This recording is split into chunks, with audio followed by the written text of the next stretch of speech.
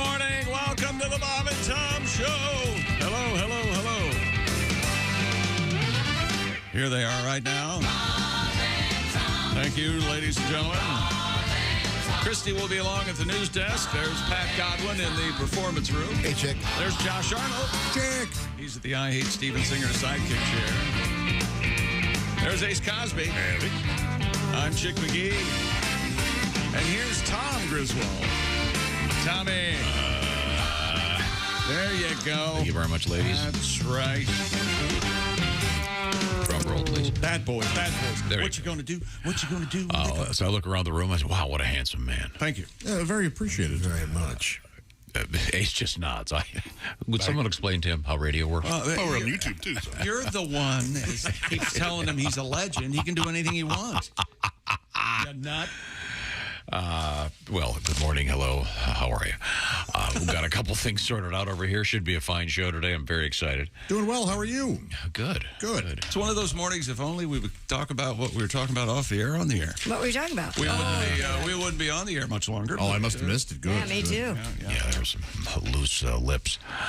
We have... They sink ships, you know. Yeah, well, or end careers. And we have some interesting stuff. Yesterday, we toward the end of the show, we did this story. I did a little more research on it. It is so creepy. It's about a guy goes to a hotel and the room smells weird. I love this joke. No, it's not a joke. And so he asks if he can change rooms. Changes rooms, and they go to his room, and it turns out there's a dead body under the bed. Oh, boy. This is from the BBC. Quote, a strong smell was in the room when the man had checked into the hotel in Lhasa, Tibet.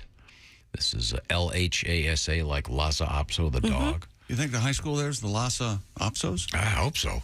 Go, you Apsos!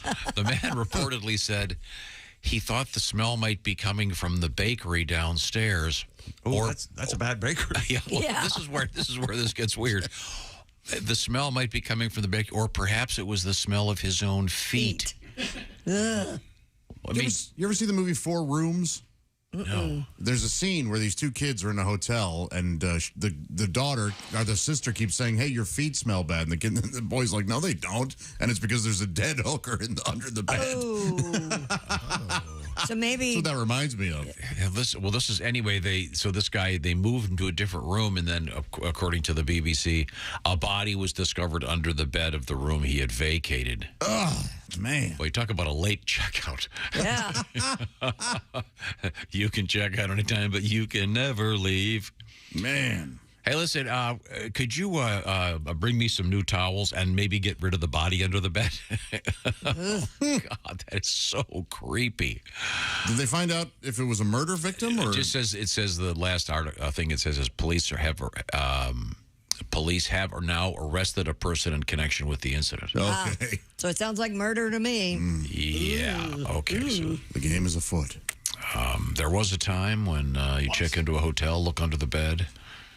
Now, Christy, you're pointing out that most hotels now have those beds that are so low you can't get underneath them. Well, a lot of them are on like a platform, yeah. So there's nothing, you can't put anything underneath them, which makes it sense because you can't lose something or You know what I forget do something. is I move the mattress and stand up on the platform and practice stand-up. That's what I do. Oh, that's good. Yeah, yeah. How you doing? Welcome to my room.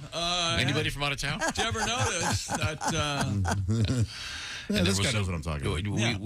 This guy knows. We were talking about an old tradition that's kind of gone away that would, I guess, salesmen would buy porno and put it between the mattress and the springs. Not just salesmen. Men. People Maybe on the women? road. No, but this was... Maybe 6 women have ever done that. It was invented by salesmen. I don't...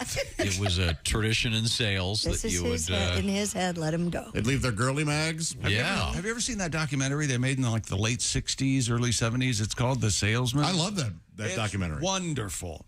And you really get a taste of what life was like, and it's like the real Mad Men. It's like hilarious. There's in diners, and Yeah. they look exactly like you would think a 1960s Yep, and salesman. smoking. Yeah, exactly. Yeah, with and just hats talking and about what complaining. like Alec. It's a tough rag. It's a tough racket. Now, there's not a documentary, but a comedy special from our friend Greg Warren called The Salesman. Yeah. And it's getting great reviews. It's available for your dining and dancing pleasure on YouTube. Please watch it. I've seen it. It's very funny. And it's nice and clean, family-friendly, and super funny. So you check that out. We talked to Greg yesterday, which was really fun. Now, coming up today, we're going to talk with John Feinstein. He's got a new book out. He's the guy that happened to have written the best-selling sports book of all time. A Good Walk Spoiled, also Season on the Brink. Second touchdown for Tommy, I think. Yeah, it must have touched, right? That was pretty big. You didn't read Touchdown for Tommy in school? No, yeah. The Mel Ott story. It's one of the rudimentary books that I think Mel Ott played baseball, didn't he? Yeah. Okay. Well, let's be honest. If the mouse and the motorcycle, if it counts as sports, then John's on number 3. That mouse was extreme. He rode that bike. He rode the hell out. We'll look forward to talking with John. Also, coming up in sports, what have you got over there? We got the NBA playoffs. Lonnie Walker IV went off last night for the Lakers. Now you got great granddad, you got granddad, and then you got Pops, and then you got Lonnie. He's the 4th, Tom. They call him Ivy? I don't know, you snooty weirdo, but no, maybe. a guy that I knew. Yes. His nickname was Ivy. Because he was the 4th? And what is his net worth right now? I don't know. He was a jet pilot, so Yeah, there you go. He was. in the military.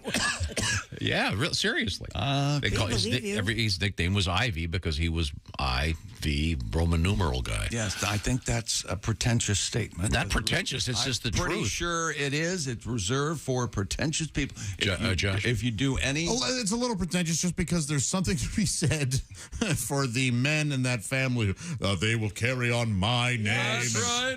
And hey, listen, you know me. I'm opposed to juniors. Right. John Hinckley Jr. right off the bat. You go, I'm surprised. I could get even more. It's a bad idea. I'm surprised you don't have a Tom the Third running around. No, I'm opposed to it. But I'm just saying, I happen to know this guy's name. They called him Ivy. Yes, we heard you the first 3 times. No, I just thought it was interesting. So the Lakers continue to didn't win. you bring up the whole Ivy thing? Yes. Huh?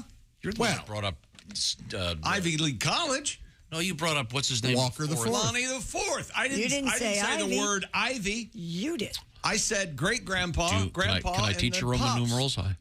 You may need one when your Washington team gets to Super Bowl 75. I'll be in that lung, won't I? That iron lung. Now, Josh, have you ever considered, in the event that someday we have little baby Joshes running around, are you going to do Josh Periwinkle Arnold III?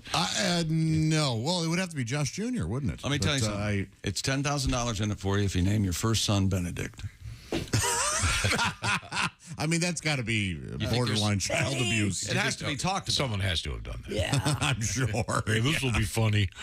Not in my family, but no, I love it. Benedict Or Arnold. Plus, I want daughters, so $10,000 for Arnold too. Arnold. Do you want daughters? Is that what you said? Yeah, for sure. Yeah. We have a. If I have a son, I'll put it up for adoption. Okay, I was going to say you They are don't really trouble. get Sounds like you got a plan. Maybe do a swap with China. And the Heat win last night, so the Heat. I'll take and one of your Lakers girls for this. Are up 3-1, and yes, I'm doing sports in a vacuum. Here's back to Tom. Sports in a vacuum. Yep, no one's listening. I was listening. We have a request. Oh, and Bob Huggins is in trouble. West Virginia University coach. We'll talk about it. I'd rather not. We'll glide over it. I'd rather talk about great food. I'm already hungry, and this is making me hungrier. Hungry. Hello Fresh. They've got some great new ideas because they know your taste buds are going, bored, can't stand it. So HelloFresh has something new. You go to HelloFresh.com/BTShow16. The 16 in honor of the 16 free meals as part of this special package and free shipping. XVI. HelloFresh. Now, here's what's going on. They do the shopping. They do the measuring. You put it together, and voila, you've got great food. 40 recipes to choose from every week, and it's quite the array of choices. You've got over here pescatarian stuff, vegetarian, or way over here, good old family-friendly food, fit and wholesome, low-cal, low-carb, whatever you want. You're going to find something that suits you, and you can do stuff like swap the proteins. I don't want to make this too complicated, but it's all about you choosing. Here's something really cool, celebrating Asian American and Pacific Islander Heritage Month with authentic recipes created by the famous chef Serbisani from New York City's Tagmo restaurant. And we all know what great food has come out of the Asian Pacific area. So we all love it. And now's your chance to cook some of it at home. HelloFresh, you can check Eat Well and save money off your to-do list with this new program from HelloFresh. Have some fun, by the way. It's a great way to teach your kids to cook. Once again, they've done the measuring and they've done the shopping, so you don't have to walk around with a shopping cart going, I don't understand why horseradish and sour cream are in two different parts of the store. I can't stand it. HelloFresh, they take a lot of the hassle out of great food, and you'll save a lot of money. BT Show 16 is that code. HelloFresh.com/BT Show 16. Tell them the Bob and Tom Show sent you. Coming up, there's a shortage of monkeys. Monkeys. A shortage of monkeys in the world. Yeah, I think it's only Dolan's now, right? We'll find out what that's all about. He's not wrong. Also, chick. Yes. Darling. Believe it or not, there is a major news story involving an evacuation and flatulence. We'll find out what it's all about. This is the Bob and Tom Show. Bob and Tom, 24/7. Good morning. I'm Mark Allison. It is a Tuesday. It is May.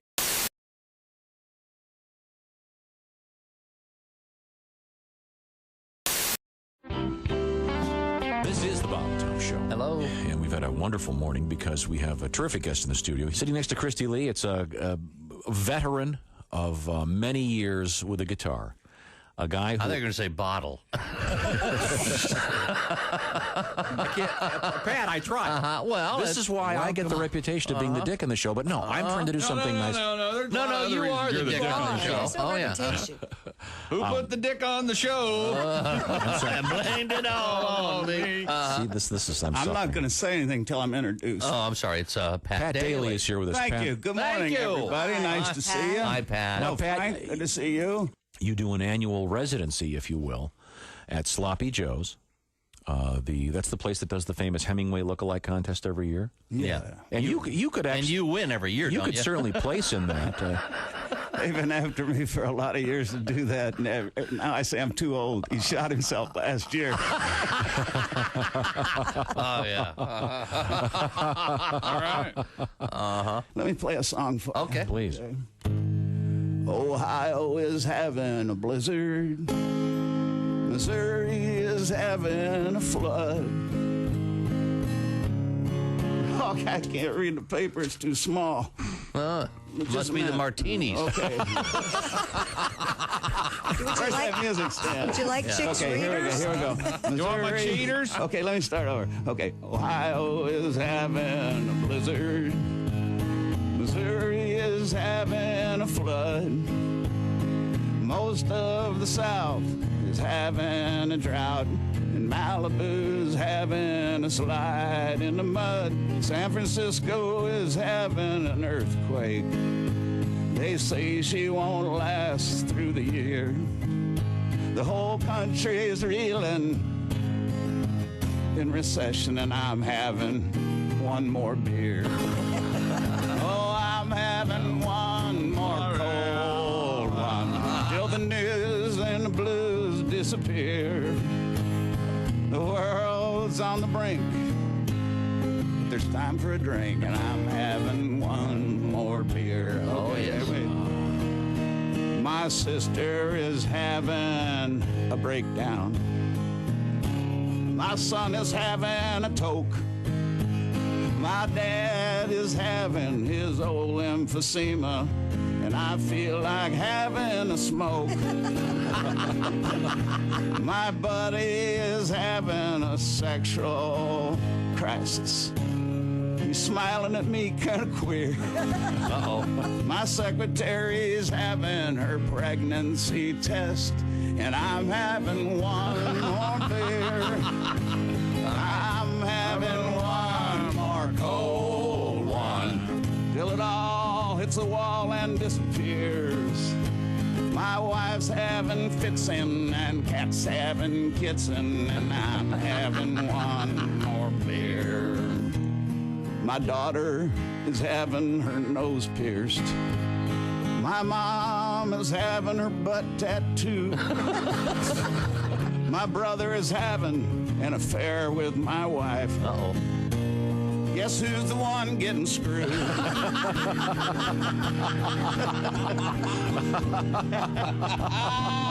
So if you're having heart palpitations about the way things are heading around here, just give that waitress a pat and tell her that I'm having one more beer. Yeah. Geez, I'm going to have to practice that one. I love that song. I couldn't read my words. That's all right. I don't know why. I got to get them up this close now. Stick around. This is the Bob and Tom Show.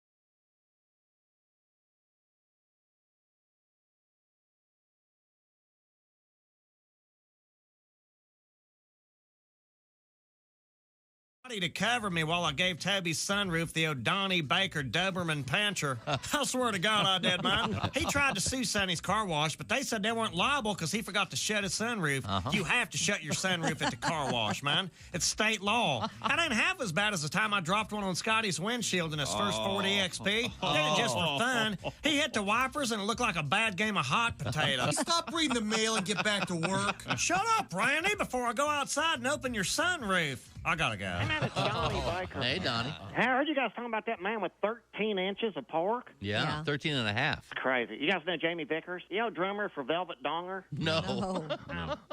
He was uncut, too, and he could hide just about anything. Really? Did that affect the taste, Donnie? Hey, everybody, this is Jimmy Pardo. You recognize my voice from the show and my face from television. Welcome back to the Bob and Tom Show. Christy Lee at the news desk. There's Pat Godwin. Hey, chick. He's in the performance room. There's Josh Arnold. Hi. He's the I Hate Steven Singer sidekick chair. There's Ace Cosby. Hey. I'm Chick McGee. And here's Tom Griswold. Well, thank you very much. Hello, Tom. It's good to be here. Could be anywhere. That's Keith Richards' line.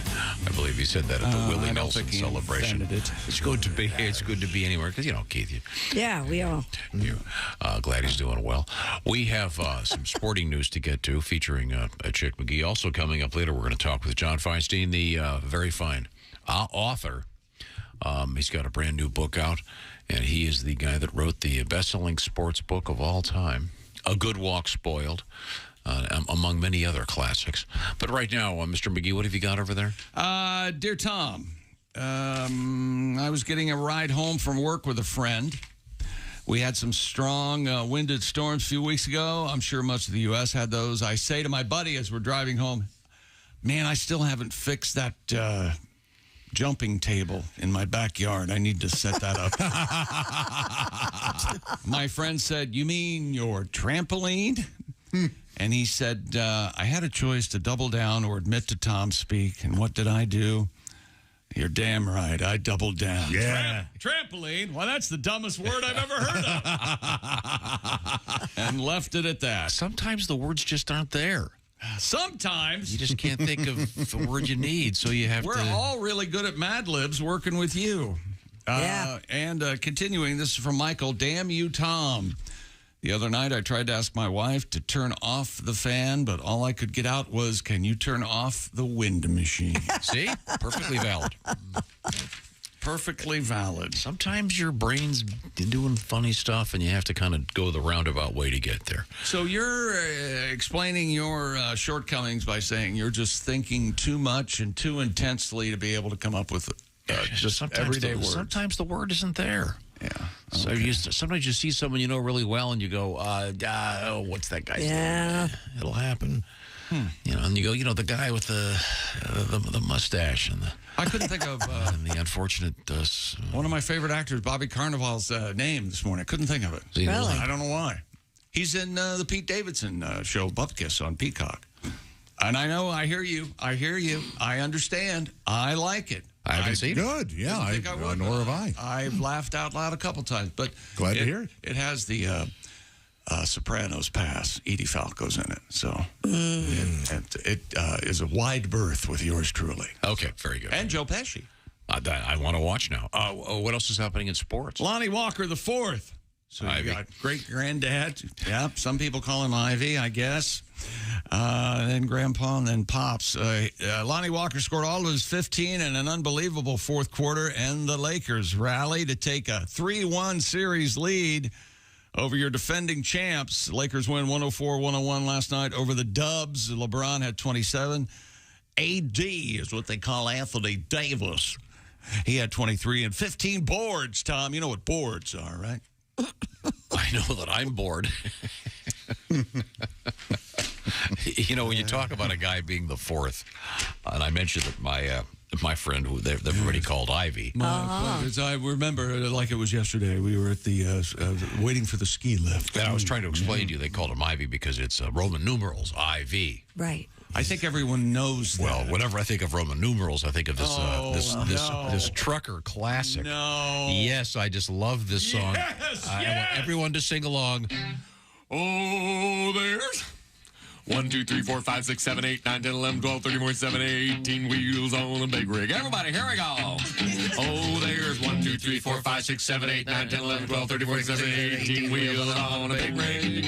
And they're rolling, rolling, rolling, rolling, rolling, roll. Okay, let's back them up. Here we go. Oh, there's 18, 17, 16, 15, 14, 13, 12, 11, 10, 9, 8, 7, 4, 6, 5, 4, 3, 2, 1, wheels on a big rig. Okay, just the even numbers. Oh, there's 2, 4, 6, 8, 10, 12, 14, 16, 18 wheels on a big rig. Yeah. And they're rolling, rolling, rolling, rolling, rolling. Okay, just the odd numbers. Here we go. Oh, there's 1, 3, 5, 7, 9, 11, 13, 15, 17 wheels. Oh, you're so smart in math. Yeah. Okay, well, how about Roman numerals, Mr. Smart Bob? Oh, there's I, V, V, I, V, I, V, I, X, X, I, X, I, X, I, X, I, V, X, V, X, V, I, X, V, I, X, V, I, wheels on a big rig. And they're rolling, rolling, rolling, rolling. Okay, get out your wrist calculator. Let's divide the wheels by pi. Here we go. Oh, there's 3.14185551212901346800. And they're rolling, rolling, rolling, rolling, rolling, rolling. The genius of Haywood Banks and the classic 18 wheels on a big rig. Send that out to all those big rig drivers out there right now. I hope you get through the construction. Jimmy Butler had 27 and 10 assists. Bam Adebayo finished with 23 points and 13 boards. And the Miami Heat moved one win away from their third trip to the Eastern Conference Finals in the last 4 years by mopping the floor with the Knicks. 109-101 last night in Miami. That's right. Jimmy's playing basketball. Don't touch Jimmy. Jimmy scored 27 last night. Way to go, Jimmy. And the Denver Nuggets center, Nikola Jokic, who's been fined $25,000 by the NBA for making improper contact in the stands with a fan. Oh, by the way, that fan just happened to be Phoenix Suns owner Matt Ishbia. Jokic was not suspended, the two-time NBA MVP, though all set for Game 5 tonight in Denver. And if you watch the video of him, Jokic making contact, both, you know, in a game of losers, there are no winners. And the owner is holding the ball away from him, and then Jokic comes over and just kind of like he's picking up a sock off the floor. He just kind of goes like this, and he goes flying. Just elbows him, but they were both wrong. But the owner was not fined anything. What do you think of that? You think if it was a normal fan, there would be a problem? He would be suspended? Wasn't the owner doing kind of a dick move to stall so they couldn't do a fast break? I think so, possibly. Yeah, that's one opinion. Well, I mean, I think it's obvious. What was the owner doing down there? Go up to your box. Enjoying the game. Why can't I sit down? I mean, you can sit there, but it's not supposed to be. I think that'd be so distracting. To sit courtside? Yes. Fun. No, for the... I've sat courtside. You don't really get any perspective. Like 10 rows up is perfect. That's what I would think. Yeah, but courtside, you get to hear some really great language. That's true. Yeah. A lot of squeaking. That's the shoes. Yeah. Thanks. Like, Well, I mean, contextually, it sounded like feel, Christy? the bad language you were hearing was squeaking. How's it feel, Christy? You know, some people Hey, call your mother. the fourth IV, VIV. Yeah, the squeaking at basketball games is caused by the sneakers. You see how that could be interpreted as snotty, don't you? That or an encounter between someone wearing a dental dam and a condom. And attorneys for golf superstar Tiger Woods, attorneys for one-time golf superstar Tiger Woods will soon be in court in an attempt to halt a lawsuit his ex-girlfriend filed against him. The attorneys expected to argue in a Florida court today that Erica Herman, paging Ms. Herman, signed a non-disclosure agreement with the golfer requiring that any disagreement between the two must be decided by an arbitrator in private. Ms. Herman. That has to be a romantic night. Yeah. Hey, listen, before the shrimp cocktail, could you sign this 12-page document? And the prenup. And That's right. Yeah. You want to sleep with Tiger Woods or not? But she did sign it, right? Yes. So I don't understand these cases where these people get paid off to shut up, and then they talk about it. There used to be a time in this country where people were paid off, and they stayed paid off. Exactly. I don't get it. Integrity. Mouth shut. What happened to integrity? That's right. You got your lawmakers. You got your porn stars. Do they have to give the money back? Yeah, that's a good question. I mean, if they sign a thing saying I'm not going to talk about this, and they take a couple $100,000, and then they start talking about it, I know in that particular case she had to pay for at least some legal bills or whatever. Oh, but did she? But this Tiger one, I don't know. Yeah, but that lawyer's in jail now, right? Well, I mean, the whole thing is fascinating. I mean, in a game of losers, there are no winners. Yeah, but so did this woman sign a non-disclosure? Let's take a look and read it together, shall we? I believe she did. Erica Herman signed a non-disclosure agreement. Well, don't blame me. For the second time. Well, so I mean, if I'm on the jury, I'm going, okay, we're done. And the agreement stated that if there was a disagreement between the two, it must be decided by an arbitrator in private. Well, then, so what's going on? Herman is arguing that the contract should be thrown out. Why? She was working as the manager. Hell hath no fury. That's true. Oh, man, that's the truth. Boy, that is true. Watch out. She was working as the manager of his Florida restaurant when their romantic relationship began. He likes the waitress. Yeah, Tiger, what are you doing? The server. Well, a good waitress. No, that's all fine. But that's a great career, and they're hardworking, and they know how to please. But the person that he's just asking for trouble. Is that right? Do you suppose he did just the tip joke the first time they, the old... No. I'm going to give you 18%. Would you want 25%? What do you think he's carrying around? Is it like a massive hog, or what do you think? I don't care. Maybe half? Yeah, because Mom, Asian, Certain that's in there. Let's just mix up stereotypes. I'm just saying. Careful. I'm just saying what people are thinking. Careful. I think this uncomfortable moment. We need a song from Pat Godwin. A song for me. Hi-yo! You mentioned the shortage of monkeys, and then Josh.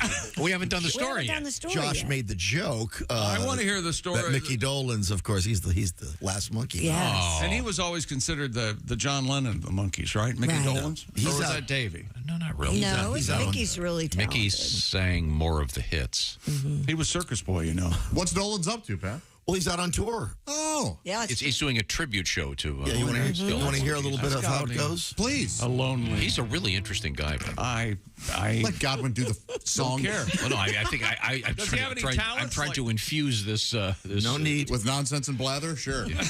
Josh, just going long to show. get a taste. We're very good. Mickey Dolenz all by himself. Here we go. I don't think this show's gotten shorter since yesterday. Okay, I know how long it is. Anyway. Go ahead, Pat. All right, okay. This better be good. It's not good. It's not going to be. And another thing. With a setup like this, how can it fail? Poor Pat. Mickey Dolenz out there touring this summer. Oh, yeah, set it up again. That'll help. No, he's an interesting guy. Here I come. Walking down the street. It used to be Here We Come. Yes. I know. Hey, I'm a monkey. All right, you get back to the show now. Woo! That's it anymore. This is a real long show. We could use a verse or two. Hey, I'm the monkey. God, wasn't the monkey mobile the coolest? The monkey mobile. I don't remember the monkey mobile. The matching shirt. And I watched the show for a while. I had the monkey mobile model. Did you really? Put that bitch together. It was not It's very on well tour. done. But I had the monkey's lunchbox. Did you have the double-breasted shirts? no, I wanted one. Oh man. Oh, yeah, look at dreamed that of thing. owning a Holy shirt. cow. Isn't that great? It was designed by the same guy who did the Batmobile. Chick, I can get you George Barris, I think. a monkey mobile Yes. scale model kit. Yeah. It'll be here next week. No You want to kidding. put one together? Yes, there's still What are we talking here? $30? $30. Does it have little miniature monkeys that you put in? It doesn't. Oh, I know. Well, coming up, we have actual monkey shortage in the world of science in the United States of America. Aren't there some areas that they could use the monkeys being shortaged, like in Thailand? Or don't they come out and bother people al fresco? And Yeah, things but they have to have, for research purposes, things like mice and monkeys and other critters have to be genetically. They have to know exactly what they've got. They can't just go grab wild monkeys. Yeah. One of the monkeys went up to a diner and said, "Are you going to eat that?" Wow. What do you think of that? Yeah, there is a place where At least he was polite. Yeah. I believe they're called. Is it pronounced macaques? Macaque. Macaque. Macaque. The macaque monkeys. I had one time, and I would go outside. Has anyone seen macaque? I have. It's big and hairy. That's Tiger Woods. Well, half of it.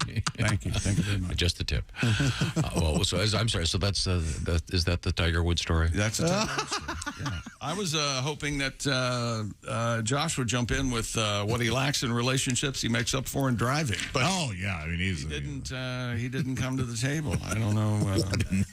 Coming up. And she says, her defense is she signed the agreement under duress. Duress. Well, I mean, I don't know what was she doing under her dress? She says Tiger threatened to fire her. Fire her? If she did not sign the document. Oh. So, as they said in The Godfather, either your brains or your signature's going to end up on this piece of paper. Well, you know what? I bet he did. Well, you don't have to sign it, and you don't have to work here tomorrow. That's right. The world's changing all the time. Yeah. Do you want the tip? Or do you want the whole thing? I'm concerned how fascinated you are with his 9-iron. No, or would it be the 5 wood? I'm just fascinated with all these people who sign these non-disclosure agreements, and then they don't stay non-disclosed. They disclose them, and then they still. I don't know. I don't understand how that works. Do you have anybody? I think I might have a non-disclosure. I have women sign a. Oh, you do? I think I might have. Did you put one in there? I think you might have. Really? I think so. I have women sign a closure agreement. Is that right? Yeah. Tell everybody. Or a disclosure agreement. Yeah. I would say, hey, you let everybody know how good this was. All right, Yeah. baby? Yeah. Tell your Thorough friends. and generous lover, Josh Arnold. Sure. Let that sister of yours know, huh? Yeah, you got some. Ask around and tell your sister. Numbers of local media outlets. Yeah. Well, Josh dumped me with this. I just want you to know he's thorough and generous. And aren't you thankful? Don't you want to this Thanksgiving say something about when the world was young and we all used to carry on, that there wasn't social media like there is now? Oh boy. I just saw Chick McGee passed out in a woman's breast. Eating grapes and drinking Miller Lite. We're in 92. Yeah, Chick McGee snorting cocktail sauce off a waitress's gluteal cleft. Boy, that got ugly. That's a night. Gee, I wonder who sent that. He used gluteal cleft. Tom just told a stranger to go feed the dog. Not sure what's going on there. Right now, I want to tell you that the clock is ticking. I'm not going to keep telling you this. Mother's Day is coming up this Sunday. Start off with a threat, will you? No, I'm just okay. Fine. Don't listen to me. Come Sunday morning when you're sleeping on the couch. Sunday morning coming down. Mother's Day is this Sunday, so I could put a positive spin on this. You don't have to do anything for Mother's Day. All she did was, maybe give birth to you, change your diapers when you were little, or maybe she's your mate, your wife, your partner, whatever you want to call it. Mate. How about a nice gift from Steven Singer Jewelers? And there is a whole array of great stuff you can get. You can always go to the grocery store and get the roses there. They'll be faded and gone after just a couple days. Not jewelry, and not the special Steven Singer rose. I'm talking about the brand new neon green 24-karat gold-dipped rose. There's one right in front of Josh here in our studio. This is the latest in the Steven Singer series of roses. This is the first in the brand new neon series. This is one of many great gifts available at Steven Singer Jewelers. Now, if you order something today if you get the order in before 2 o'clock Eastern Time, it'll ship today. So you go to IHateStevenSinger.com. And you'll, by the way, get free shipping. I should point that out. And the rose, for example, comes in a beautiful gift box with a free personalized Mother's Day card. The roses start at just $59. And there's also, of course, an array of jewelry. I'm talking about bracelets, earrings, necklaces, etc., etc. I know Jess Hooker was wearing a necklace just the other day from Steven Singer. So you go to IHateStevenSinger.com and check off that Mother's Day box. Remember all those mothers in your life. Your sister's a mother, she's a mother, she's a mother, she's a mother. Check them all out and get them all done at IHateStevenSinger.com. Tell them the Bob and Tom Show sent you, and get it done today, okay? You've been warned. All right. All right.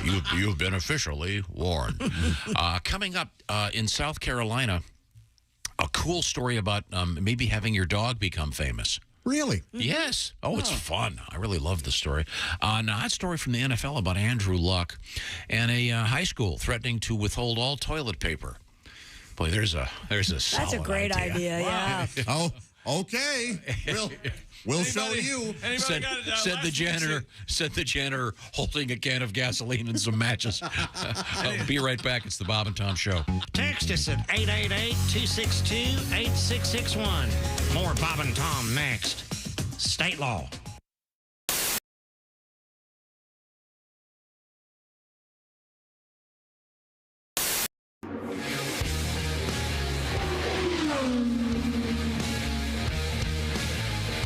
In 1989, Emerson Fittipaldi won the 500. On the last lap, he and Little Al touched wheels on the north turn, and he sent Little Al right in the fence, crashed him. But Emerson Fittipaldi came around and won the 500, his first 500 in 1989. And that was also the year that the winner's share of the purse was over $1 million, first time. It was like $1,160,000 or something like that. So that was a big deal. I mean, the Indianapolis 500 has always had the biggest purse of any motorsports event. They were the first to go over $1 million, and they still to this day have the largest purse of any, bigger than Daytona, bigger than anybody's. So race morning after the 500 every year is the big pictures.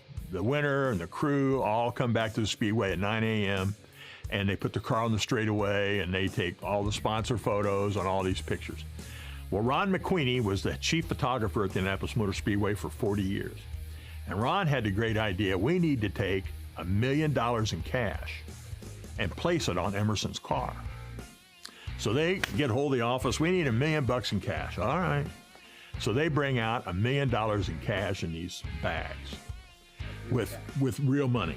Yeah, because this is the day after the 500. And they had armed guards out there. And so they get the money out of the bags and they're stacking it all over Emerson's car. And they step back and they look and they go, that's really not that impressive. Go back and get another $1 million. Now, where else in the world can you say on a Monday morning, Memorial Day morning, go back and get another? Well, they did. And they take another one. And Ron told me, he goes, at one point, I was reaching out to adjust a stack of cash, and this guard went, hey. Like, he didn't like my idea of me touching the dough. So if you ever look at that picture from 1989, you can Google it, Emerson Fittipaldi, 1989, and there's money stacked all over the car. That's actually $2 million in cash stacked all over that car.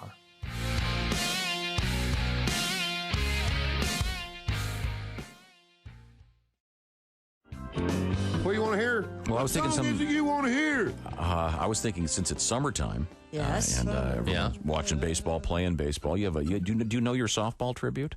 Yeah, I can try to get through it better than I did the other one. Church League softball. Let's pull the key up. Great idea. There we go. Church League softball fist fight. Getting washed in the blood on a Tuesday night. What would Jesus do? Lord, he wouldn't do that. Knock hell out of a preacher with the softball bat. Well, the swinging shepherds from the sheep of the Savior were tied with the Sourwood Church of Christ, an example of some highly unholy behavior in a game that had already been protested twice. Something unbiblical must have been said for them to be aiming heat at a minister's head. Clocking the clergy ain't the thing to do, but neither's the high hard one on a 0-2. Church League softball fist fight, a bloody laying on of hands neath the left field lights, knocking out 4 teeth, getting a busted lip, ain't exactly my idea of Christian fellowship.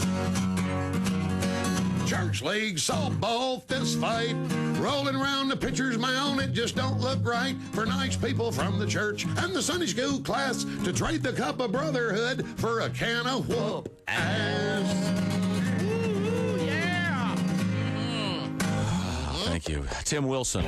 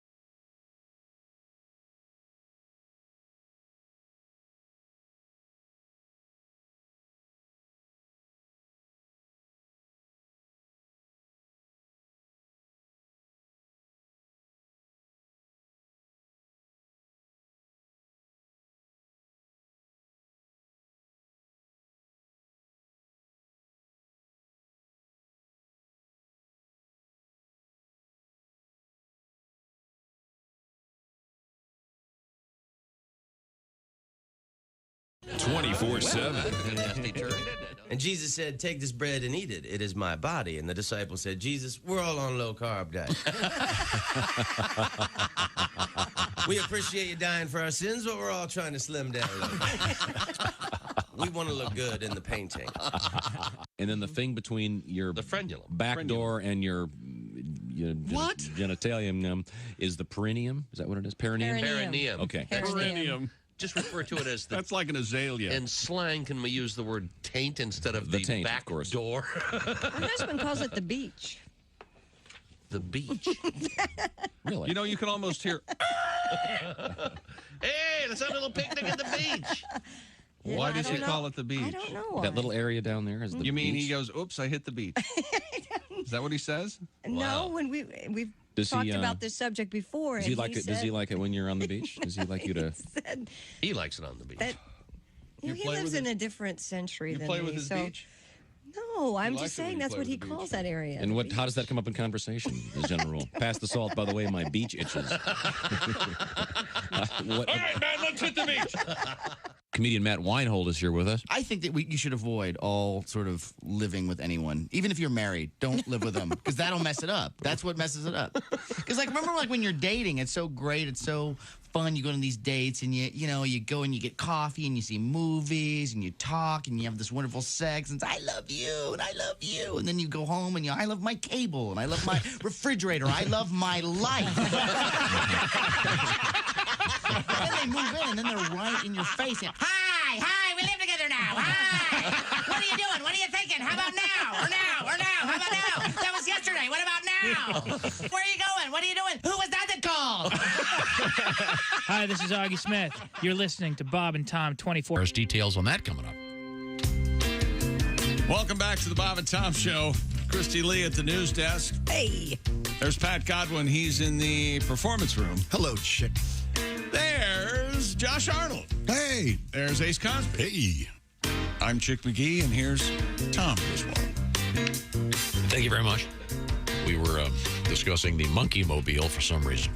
And And got this note. Did you order that for me? The Monkey Mobile was designed by Dean Jeffries. Oh, I thought it was George Barris. Apparently Barris bought the demonstration car. Gotcha. Anyway, just some thank obscure God we trivia. got that sorted out. cleared out. I'm not sure why we were talking about that, but you were. We were. Everybody got that? I was wrong. You were wrong. Yes. Tom pointed that out. Thank you, Tom. I just read the mail. Thank you very much. Well, how do we know that guy's not wrong? That's a good point. Hey, look, that's the joy of the windbag. I know. It doesn't matter who's right or wrong, so long as we're windbag. Maybe we should start a new feature and bring the windbags in, the best lie of the day. I don't know what Tom's talking about. Art Garfunkel did not shoot free throws. He was led the AFC in touchdown passes in 1989. I had to look up something because I was like, I wonder if Tom is actually correct on that. And I'm still a little confused. Which one? The Art Garfunkel thing? Yeah, and because there was no reason not to believe this story, but I was trying to figure out why. So, Tom, you tell a story about how there was once a radio DJ who, instead of saying voodoo child, said voodoo chili. Mm-hmm. Absolutely. On the air. Absolutely. I think I heard him. Or I've heard the story so often. It seems right. It feels like I've heard it. Well, but every time I see that song played, and when I had it on a CD, it was Voodoo Child Slight Return in parentheses. Child spelled out with a D, huh? Yeah, and so I always thought, well, how the hell did he mispronounce it, chili? Because the guy was a complete idiot. Well, there is the UK listing is child. CHILE. Yeah. And so then I thought, well, how did he have the UK version? It happened. It was on a Saturday. And I was in my car when I heard it. It was on our home station. And they actually recorded it first as Voodoo Child, and then the next day they recorded it as Voodoo Child. But the Voodoo Child is the one that was like popular. And Voodoo chili is a recipe. Yes. What's in that? It's like traditional chili with a 12-inch black sausage. So not even black end. Just the black. I want you to know that Ace smiled and nodded yes as you were telling that joke. It's not that I didn't believe that it happened. It's a reference to the famous plaster casters. I was trying to figure out how it happened. Don't make it something more than it is. Okay, sorry. The facts are facts. Let's move forward. Coming up, we have... he sure did do a lot in 7 or 8 years. Why your dog could become famous in South Carolina. But first, we return to my dogs are kind of famous. I'll be walking the dogs in the neighborhood. Yeah? And people I've never met know the dogs because of, this nonsense? Media, this nonsense. Yeah. What do you think of that, Tom? I think it's sweet. But your dog's not going to be as famous as this dog in South Carolina when I tell you why. You don't know. Are your dogs even partly famous? No. Partially? No. They're just my dogs. Do you want them to be famous? Not at all. Yeah, it sounds like kind of a pain, doesn't it? To have one of those, like Grumpy Cat. I have I'd feel like to be the owner of that. Post 18 posts a day. And no thanks. However, would you rather one of your friends become famous or one of your dogs become famous? I love when my friends are famous.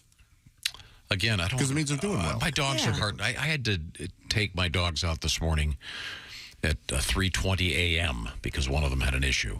So I don't want to... Really? And I've got those that happens a lot. Biodegradable bags, so when they poop, you have to get it. And I forgot to bring my light. Yeah. So I'm holding my iPhone with this hand, holding two dogs and trying to scoop up their poop. And I came within inches of dropping my phone into the aforementioned. Why do I always hear this music when you tell a story like that? Boop, boop. Boop, boop. Are you going to get a fence for that yard? No, they're fine. I have a great thing. It's about half the size of a deck of cards, and it clips on a baseball cap. And it's a light. It's like a million lumens or something. No, it's tremendously valuable at night when you're trying to do this. Yeah. And it's also garbage day in my street, so I was able to just take the bags and heave them into a garbage can. I take great pride at garbage day because my garbage cans, I'm the first one out, and I'm also the first one back. Same here. Yeah, me too. I take great pride in that. Yep. I notice some of my neighbors, and you know who I'm talking about, they leave their cans out a day later. Oh. Well, some of us have to because losers. people come by and clean them for us, and they do it the next day. Wait a minute. This is a whole new Someone level. I need that phone number, and Yes. I'm not joking. Bin Scrub, they're great. I'll say it out loud. Yes. They come out. They come every, I think, 5 or 6 What do you weeks do or to your something. garbage can that it's so dirty? They get dirty. They get dirty. You think those Come on. dismembered bodies clean themselves? They get dirty, but you just let them be dirty. No, God, they Or stink. just take a hose and go shh. No. You pay a service to do this. Yeah, it's great. Don't you pay a service to pick up the dog poop? Yes. Mr. Biscuit. What exactly do you Mr. do? Biscuit, thank you. What do I do? She suffers through our existence so that she can actually pay these services. Well, like you, this morning my dog wouldn't go in her crate, or his crate, and I looked at him and I go, what the hell? What's going on? Well, apparently he had gotten sick in it. So I was a little late this morning, so I cleaned up. I clean up after dogs a lot. Yeah, me too. That's the price you pay for the love that you get from the big That's sweeties. right. Once again, coming up, if we ever get through sports, we'll have the story about dogs in South Carolina and how to become famous. Have you ever spent more time picking up dog toys than you ever did with your children? Yes. How do they, I got a basket and My everything. cat takes a toy out, plays with it, puts it right back in. No, she doesn't. No, she doesn't. One of my dogs, she does put her toy back. Oh, my gosh, that's adorable. The other one does not. No, I Doesn't yeah. care for it. I got a suggestion for you. Don't get those real hard, chewy dog toys that are the same color as dog poop. Because when you come around the corner, you go, oh, my God. Who manufactured those? Yeah, what are you talking about? Hey, anybody seen the dog's turd bone? And by the way, while we're then you realize, he didn't release a turd that's a perfect Y shape. while we're thanking people, what with Bin Scrub? Mm-hmm. I'd like to thank Mr. Dumpster. He brought over a dumpster, dumpsterondemand.com, and there's a hymen between... A hymen? Okay, good. Is it there now? Is that sports? Is it there now so we can use your dumpster? Dumpsterondemand.com. I have a lot of paint and tires. They came and got it. Let's go. We have to take a break. We'll come back and try to get back to the sports page. Coming up, we have... Bob Huggins, West Virginia basketball coach, made don't read headlines. That story. We have a monkey shortage. And we have an NFL scheduling story that's actually kind of interesting. And do you like to snoop on other people's phones? We'll have that story coming up. Monsters. Yeah, not really, but give me your phone. I'll check it out. This is the Bob and Tom Show. Thanks for listening to the Bob and Tom.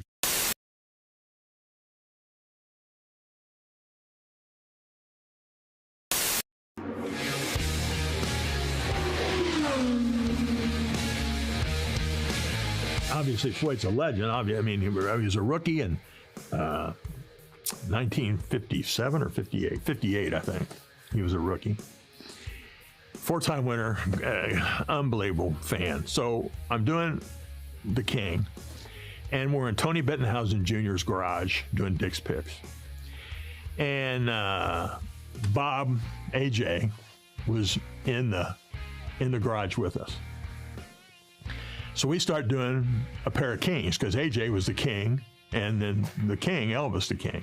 So we're doing a pair of kings. And I go, AJ, I go, Meyer, let's take our shirts off and have a belly button contest right here in the garage. I said, then we'll lay on the floor and see whose belly button can hold the most gravy. Oh, thank you very much.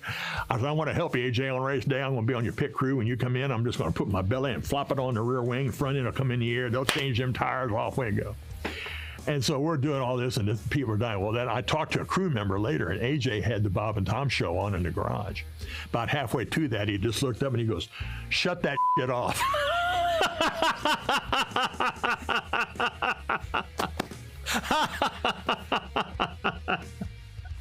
And he was always a little cool to me after that.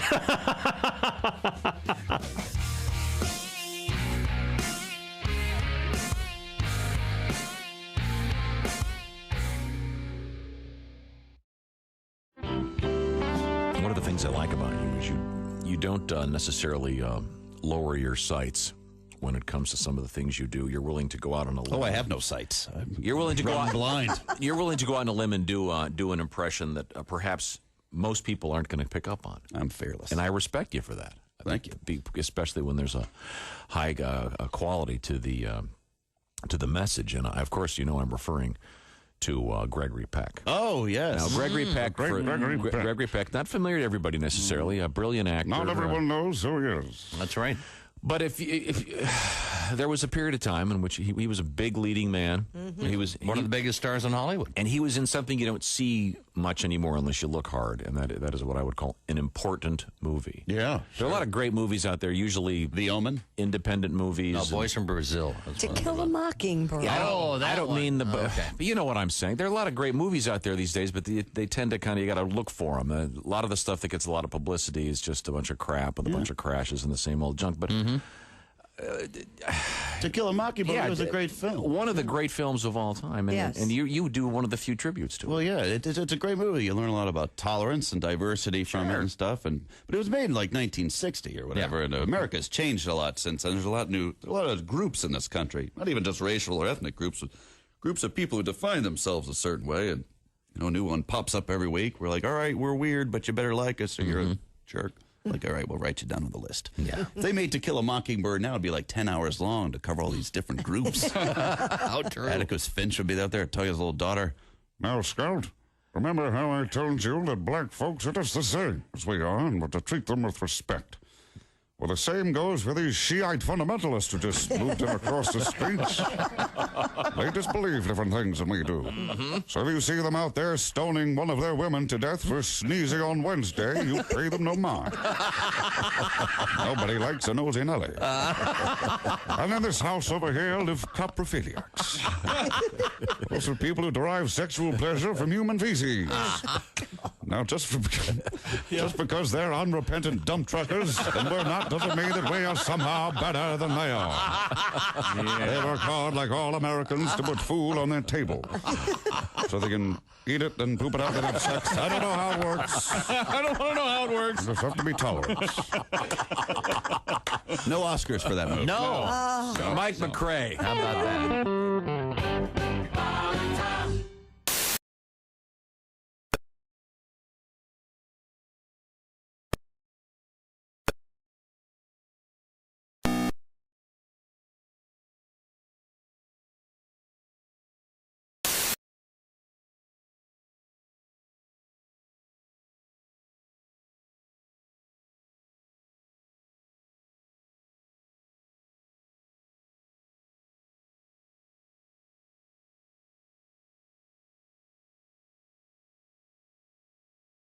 Now there, let's see what's going on here.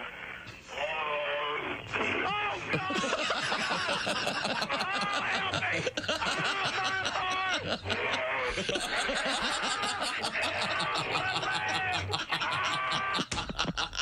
Oh,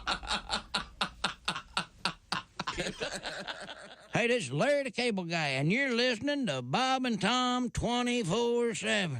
Boy, better get up, get some exercise. Joining us in the studio, comedian Mark Eubanks. Did you go to college down in... I went to college in University of West Virginia, Morgantown, West Virginia. Oh, really? I was a mountaineer. Well, why would someone from Florida go to college in West Virginia? Because you didn't have to be real smart to get into school there. Basically, showing up got you that piece of paper. Valedictorian was a 2.0. On the breathalyzer. We have a phone call on line 1, I believe. It's pertinent to the discussion. Bob and Tom show. Speaking about the strip club / steakhouse. Oh, yeah. Yeah, Chick has found one somewhere. Yeah, Rachel's evidently down south in Florida, I guess. I was at a yacht club in Michigan over the weekend, and the waitresses wore bikinis. Nothing but. Right. And I said to my friend, you know, the health department's got to be all over this place because, you know, they're just wearing bikinis. He says, well, they're just serving the food. I don't see any big deal with it. And just as she walked by him to go get his food off of the counter, from the grill to bring it to him, she was pulling her thong out of her ass. Okay. I think we're Gotta love that. He changed his mind. Yeah, I would imagine. That's where they get those strings to tie the steaks. I said, I don't care. She could sit on my plate. Yeah, good. Thanks for saying Very nice. Thank you very much, sir. Essential Morning Radio. All day and all night. Might as well shoot me when the beer runs out. Bob and... for the seminar. Hey, welcome back to the Bob and Tom Show. Christy Lee, News Desk. Hi. Pat Godwin, Performance Room. Yes. Josh Arnold, the I Hate Steven Singer sidekick. Chick. There's Ace Cosby. Howdy. Willie Griswold taking some time. He's in L.A. He's going to call this morning. We'll see what's going on in Los Angeles, California with Willie. Also coming up, John Feinstein, author. He's got a new book out. We'll talk to John. He's the writer famous for a couple of the biggest selling books in sports journalism ever, including A Good Walk Spoiled. Speaking of sports, our man in the sports page is Chick McGee. He's right over there. I can see him. What's going on? This happened a couple days ago. West Virginia basketball coach Bob Huggins has apologized for using a homophobic slur to refer to Xavier Musketeer fans. Let's go around the room, see if we can guess what it is. Let's not. And also had insults for Catholics at the same time. Huggins, a former longtime coach at UC, Xavier's crosstown rival, of course. This was a call to a Cincinnati radio station on Monday. Huggins was asked whether he had a chance of landing a Xavier player through the transfer portal. Huggins referred to, evidently, rubber penises were thrown on the court at Xavier before he used a homophobic slur about that situation. His friends call him Hugs. Huggins later apologized and said he used a completely insensitive and abhorrent phrase that there simply is no excuse for. West Virginia's athletic department called Huggins' comments offensive and said it's reviewing the matter. And I think we all know the word he used. Okay. And in, by the way, sports. Oh, by the way, what? Vegas beat Edmonton 5-1 in the NHL last night. Yeah. Oh, yeah. The playoffs. Was it a good game? Did you watch? I did watch a little bit of it. Okay. By the way, sports part 2. The Chicago Blackhawks have won the NHL draft lottery and the right to select Connor Bedard with the first pick. Chicago had the third highest odds of winning at 11.5%. Wow. They do the kind of a lottery like the NBA does, Tom. The NFL said they'll be revealing the 2023 season schedule Thursday. That's day after tomorrow, according to ESPN's Adam Schefter. They call him Shefty. I don't know why. Some of the new changes include the NFL will have a Black Friday game for the first time ever. Thank goodness. The more games are on, the more days, the better I like it. Games don't necessarily belong to networks anymore. All games are free agents. They've started easing that in. It used to be CBS had the AFC and Fox had the NFC, and that's kind of not the way it is. Games belong to us now. What is They make more money. Here we go. Here's a question I won't be able to answer, but you feel compelled to ask it. Well, they typically do 3 games on Thanksgiving. So now they're going to just do 1 game the day after. No, they're going to have Thanksgiving Day games as well, Tom. Right. And then they're going to add one the next day. Yeah, that's very good. That's Black Friday. Yeah. That really wasn't a question at all. That's pretty smart to have a Black Friday game. Yeah. Teams can be on Thursday Night Football, as my mother would say, twice. And not all teams are guaranteed to have a primetime spot. Oh. That's right. Be better. That's and right. You'll play prime time. Be better, and you'll be on the TV. Makes sense. It'll continue to suck. You won't be on television. Hey, how come we're not on prime time? You suck. That's right. The Milwaukee Brewers, Major League Baseball, have changed their minds about extending beer sales beyond the 7th inning of home games. You know, we tried it, and there were problems. So we're going to go ahead and... Last month, the Brewers decided to extend beer sales through the 8th inning in response to the shorter games this season following the pitch clock's arrival. However, the team is now going back to their previous policy of shutting down beer sales after the 7th. It just makes good sense. Yeah, really. Maybe they should have a pitcher clock for the pitchers of beer. So I think the fans are actually adjusting their drinking so they're getting their same buzz, even though the game may be 30 minutes shorter. Is there there's got to be a limit on how many pitchers you can buy, right? When you go up, probably I've 2. never bought an actual You pitcher can buy a of beer pitcher at a ball game? I've never bought In a loge or something. Yeah, sure. You buy a bucket? I know. Yeah. And you don't judge me, but I know at Chuck E. Cheese you can only buy 2 beers at once. no matter how you argue with them, and say, I'm an adult, I'm a grown-ass man. I love to see, and you're yelling at Chucky. Come here, mouse. Let me tell you Poking him in the furry shoulder. You pro-lactate son of a... No, that's not right. What's a cheese thing? Allergy? Milk Lactose allergy? intolerant. Lactose. You lactose. I'm intolerant of you. Yeah. Lactose lover. You rat. You rat. You're a rat. The Brewers said that keeping beer vendors open for another inning was not producing a significant increase in sales. I find that hard to believe, but that's what they say. Okay. Chaos erupted at a rugby match in France. It was chaos, Josh. A bull was on the field. Oh. Call it the pitch over there. Yeah. Oh, yeah. CNN reports that the bull escaped from a pre-match parade. It's a good idea. You know, they have Super Bowl parades here every year. Yeah. And you'll see a horse. Yeah, you'll see a Yeah. horse. But it isn't like Pamplona where they release the... Release the bulls. Even in Chicago, where the stockyards, they probably have bulls up there. Probably. Ready to go. Trot them on down. You never saw any. No, they don't do it because they know bulls in a parade. Well, Bulls on Parade is a great rage song, but... If the Chicago Bulls didn't have a bull in their parade... Right. Huh. What makes these folks think it's okay? Yeah. CNN reports that the bull escaped from a pre-match parade and rampaged around the field as players were warming up. As a bull will do. I feel especially bad for the red team. Is that really a thing, or is it just the way they're moving the cloth back and forth? It could be any color. I don't know. Do bulls see color? I don't know that either. What, like a biologist? I don't know. I know bulls do not see color. They're very progressive. The joke is essentially revolves around the redness of the cape. You see, of course, yeah. That's the one doesn't dissect it. You know, I don't see color. Okay. I don't I'm see just a man. I don't see joy. I see a man.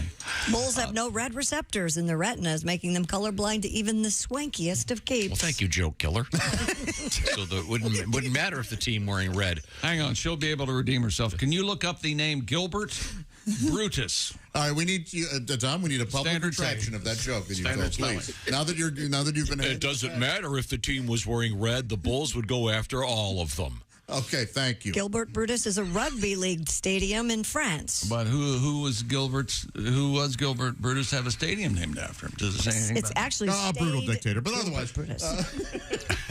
All right, it's 4 o'clock. A very evil despot. Let's kill 9 more. He was a French rugby union player, referee, coach, politician, born in 1887 in France. Oh, if he's born that long time ago, there's got to be some skeletons. There's blood under his Probably nails. smoked during the games.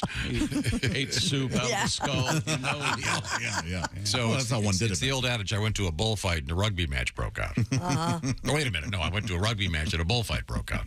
Okay. So, Yeah, that old so did the bull kill anybody? After a period of chaos, sorry, Christy, scattering players and spectators across the field, the bull was captured by the bull's handlers. The match itself proved more successful for the Catalans Dragons.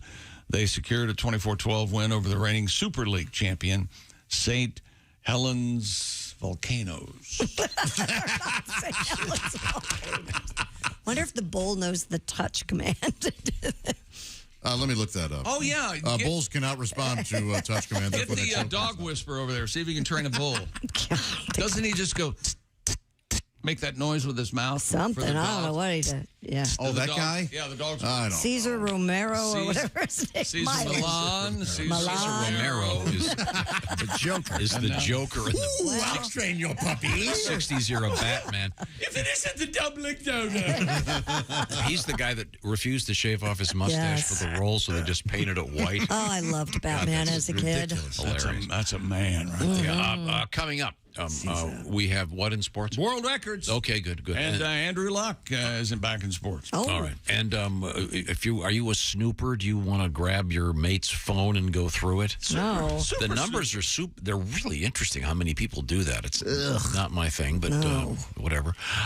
Right now, I want to remind you that we've declared this the food season because, let's face it, everything's changing out there. The sun is coming out. I saw it yesterday for a brief period of time. Check local listings. It's spring. It's almost summer, and that means it's time to switch your food routine. And the easiest way to do that, and the best way where you save money and get great food, is by checking in with HelloFresh. You go to HelloFresh.com/BTShow16. Why the BT Show 16? Well, this is a special program with 16 free meals and free shipping. I'll tell you about that in just a second. HelloFresh, how does it work? They do the shopping. So they actually buy the stuff that you're going to put together. They do the measuring. So you are essentially getting a kit. You take it and you put together the food. And we're not talking about just average food. We're talking about fresh ingredients. And we're also talking about great recipes curated by expert chefs. Something special going on this week, by the way, and this month, I should say, to celebrate Asian American and Pacific Islander Heritage Month. Authentic recipes created by Chef Serbi Sani from the famous restaurant Tagmo in New York City. So a little bit of something exotic. Also, I got to remind you, they've got everything from left to right when it comes to food. Pescatarian, vegetarian over here, and over that way, you've got good old-fashioned comfort food. They've got a wholesome and family stuff and fitness recipes, so you can find what you're looking for every month. So check it out. HelloFresh, by the way, very easy to swap proteins, et cetera, et cetera. Save money, knock off your to-do list of something great for your taste buds. Fun to teach the kids to cook, by the way, and a lot easier because they've done the measuring. Also great for date night, Josh. Oh, yeah. Hey, pass me the salsa, baby. Get 16 free meals and free shipping with the code BTShow16 at HelloFresh.com/BTShow16. That's BTShow16, like Bob Tom Show 16. HelloFresh.com/BTShow16. Coming up, this is the scariest story. All I'm going to say is, do you remember the fizzies when you were a kid? Those tablets you'd heave in water to make sort of an instant soft drink? Oh, yeah, I do. I remember the those. Fizzies, and I remember the horrible rumor that went around. Well, coming up, there is a new kind of fizzies. You're not going to believe it when you see it. It's probably a terrible idea. This is the Bob and Tom Show. Hey, man, this is Donnie Baker, and this is Bob.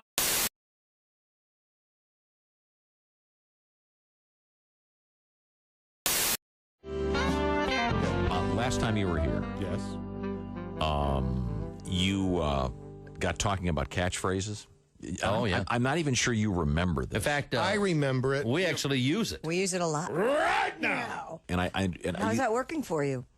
You know, I got to say that, you know, I'm a comic, so everything, and when I improvise something, it's a throwaway.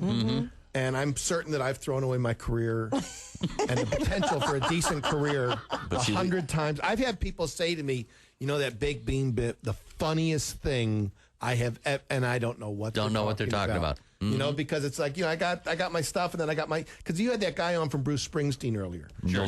And I was talking about working with the boss and the boss way he works a set list. That's me. Yeah. I don't mean to say I'm like Bruce Springsteen, but I'm like Bruce Springsteen. Okay. You change it up every night. I have a set list, and then I'm willing to. Then you never follow it. Yeah. You know, I'll do what I need to do. I'll do whatever I got. It's like making love. You know.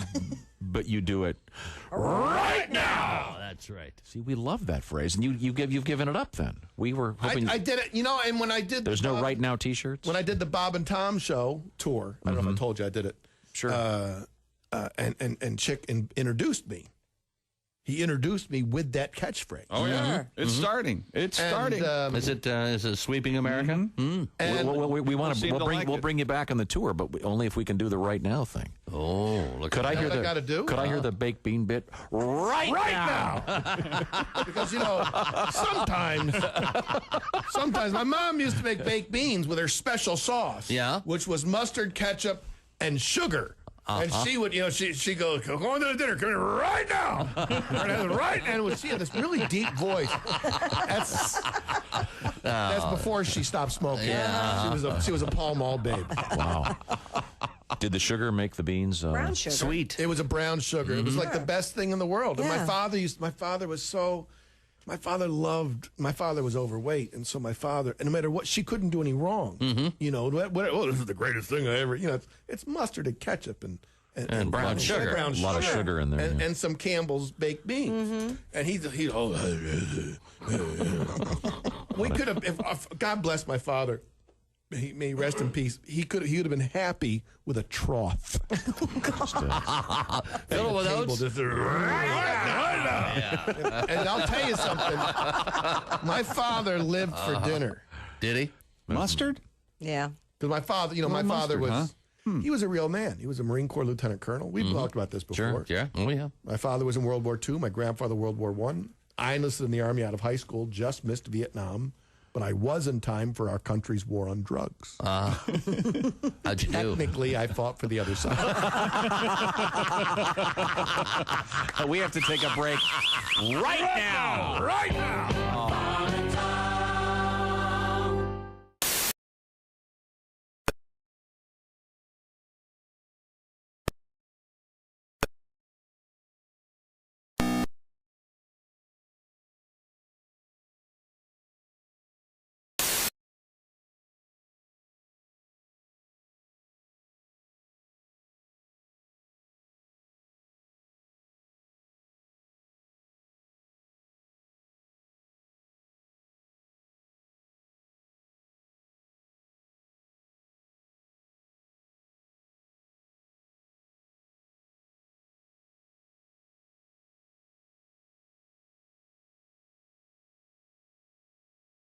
He whispers all the time. It saves the world. And Bob and Tom 24/7. Hey, it won't blow up the world.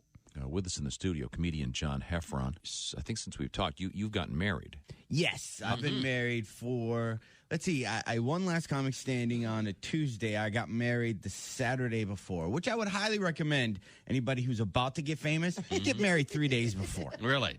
Sure. Oh, yeah. Why not enjoy any of the newfound fame? Yeah, so I've been married 4 years, and there was, already in 4 years, there was a tough year. Kind of there. The terrible twos. Yeah. No, the terrible twos. I was like, man, this is going to be over before we get our pictures back. Wow. I'm like, wow, man, I don't even know if some of our guests even made it home on the plane yet. And I might be calling it quits. Wow. But, like the other day, me and my wife, we went to the mall. She wanted to go to a Pottery Barn to find a podium to give me lectures from. And do they have those? No, they have them at Restoration Hardware. Oh, you found one then. Yeah. That is more mission style looking. That is a fine, nice. fine piece of comedy right there. Well, you know how high school sports teams always end the season with a banquet? Yeah. I think they should have done that with World War II. So here it is, the World War II victory celebration. Okay. Thank you. I hope everyone enjoyed dinner. Sorry the sushi was accidentally cooked. It's from Nagasaki. Hilarious. Hey, we told the Japanese they didn't need to bring anything, but apparently they wanted to surprise us. Again. I don't get it, France. How could you be that unprepared for the Germans? I knew they were up to no good when even during World War I, they were calling it World War I. This is Bob and Tom 24/7. 24/7. 24/7. 24/7. Welcome back to the Bob and Tom Show. At the news desk, it's Christy Lee. Hi. And the performance room, it's Pat Godwin. Hello. Song an hour. He did one last hour, another one this hour. There's Josh Arnold. Chick, if he didn't do another song this morning, I wouldn't blame him. I thought that was fun. It was fun for us. There's Ace Cosby. Hey, It was 2 lines. How hard did he have to work? Willie Griswold. I gave up. Pitching a pilot. I mean, is there more to that song? Yeah, there's a lot more. Well, why didn't you play it? Well, do you want to do it? Look, let's be honest. We didn't deserve it the way we were acting. You're fine. Oh, come on. Please, please. If you're going to, Please, Pat. we have to set it up. No, we've already done it. Let's move on. No. So what you're saying is it's the rest of the song really isn't worthy of... Not really. Okay. It's like a one-liner. Now he's fibbing. Yeah. Yeah. Okay, well, let's just move forward here. We have some sporting news. Then we'll get to something interesting in the world of THC. Oh, really? Hey, morons. This is Paul. I'm an over-the-road truck driver. You guys get me through my mornings. Thank you for that. Well, thank you, Paul. Hi, Paul. My wife and I were talking about Ace Cosby's joke of the day, how they're so stupid. So I Googled stupid jokes, and what I found was all Ace Cosby jokes. Tell Ace to Google good jokes. You're welcome. That's Paul Garrett. Ace, your rebuttal? Humor's subjective. You know. That's right. Some people just don't get it. I'll answer maybe for you, Ace. Paul, the line form's right over here to kiss Ace's ass, okay? If you don't like his jokes, I can't help you. I enjoy each and every one. I'd like to think right now on one of our nation's great highways, tires are squealing as an 18-wheeler makes a sharp turn. Well, I think the only defense is... Man with a deep voice. Ace Cosby, here he is with his joke of the day. Aladdin has been banned from the magic carpet race. Why? Apparently, he's been using performance-enhancing rugs. Ace Cosby's joke of the day. Very silly. You find that in the internet there, buddy. Yeah, Paul. Yeah. Put that in your pipe and smoke it. Yeah, AladdinJokes.com. You jerk. Okay. That was lovely. Thank you, Ace. Little Mermaid's coming out soon, Tom. You gonna take the girls? Is that a live action? Yes. It is a live action deal. Yeah, Reggie took the kids. Reggie Miller took the kids the other night. To the premiere? Yeah, it was on the Instagram. Yeah. Okay, I'm sure undoubtedly that'll be in the... What? In the queue, yes, you'll be there. I Yes. suffered through... Wait a minute. Did I ask the if Mario Brothers, whatever the hell that was? Did I ask if it was live action? Yeah. And it is. Yes. Yeah, which I'm excited about because I'll feel less guilty masturbating to it. Thanks. So you have an aerial thing. Someone get in my car. I got to go take it. That was the first, I wish I could have gotten through that. That was the first porn I saw. Was a mermaid? No, it was cartoons. Oh, it was a cartoon. So you're into mermaids, huh? Who is? Now, do you like? Where do you like the fish part to start? You like to go fish from the waist up or fish from the waist down? I like a fish head. A fish head. Staring at you. Yes. But I don't think I put half my body in its mouth. Doesn't anyone want to know what the cartoon was that I first saw? That was Wasn't it? If I remember correctly, Flintstones. No. Oh. No, it wasn't the Flintstones. Felix the Fred Cat. and Barney. No, it was Charlie Brown. Blondie and Dagwood. It was Peanuts. That's exactly right. Lockhorns. You found Peanuts erotic? Well, the way it was drawn, I did. Yeah. Charlie Brown came by for a therapy session for a nickel, and he got a lot more than that. Wow. Oh, I see. Was it Lucy or Peppermint Patty? It was Lucy. No, I saw one where Charlie Brown went up to Peppermint Patty and said, "You want to have sex?" And Patty said, "No, thanks." Oh, so you're implying it. That's always been. I'm implying. Could we? I think Schultz implied. Yeah, I think, with now Scooby-Doo. Now we're talking. Oh, Velma. That's some kinky. Yeah. She's the hottest one on that show. Could we move forward? Daphne way hotter. Sorry, no. You like those Next. painted up blondes. She's a redhead. The Indianapolis Colts. Colts have requested that NFL officials investigate officially the possibility of improper contact between the Washington Commanders and former Colts quarterback Andrew Luck. ESPN reports the Colts were considering pursuing the matter after learning that in 2022, what are their names, Tom? Josh, the team? The Commanders. That's them. They made attempts proud name. to learn whether Luck had any interest in returning to the NFL.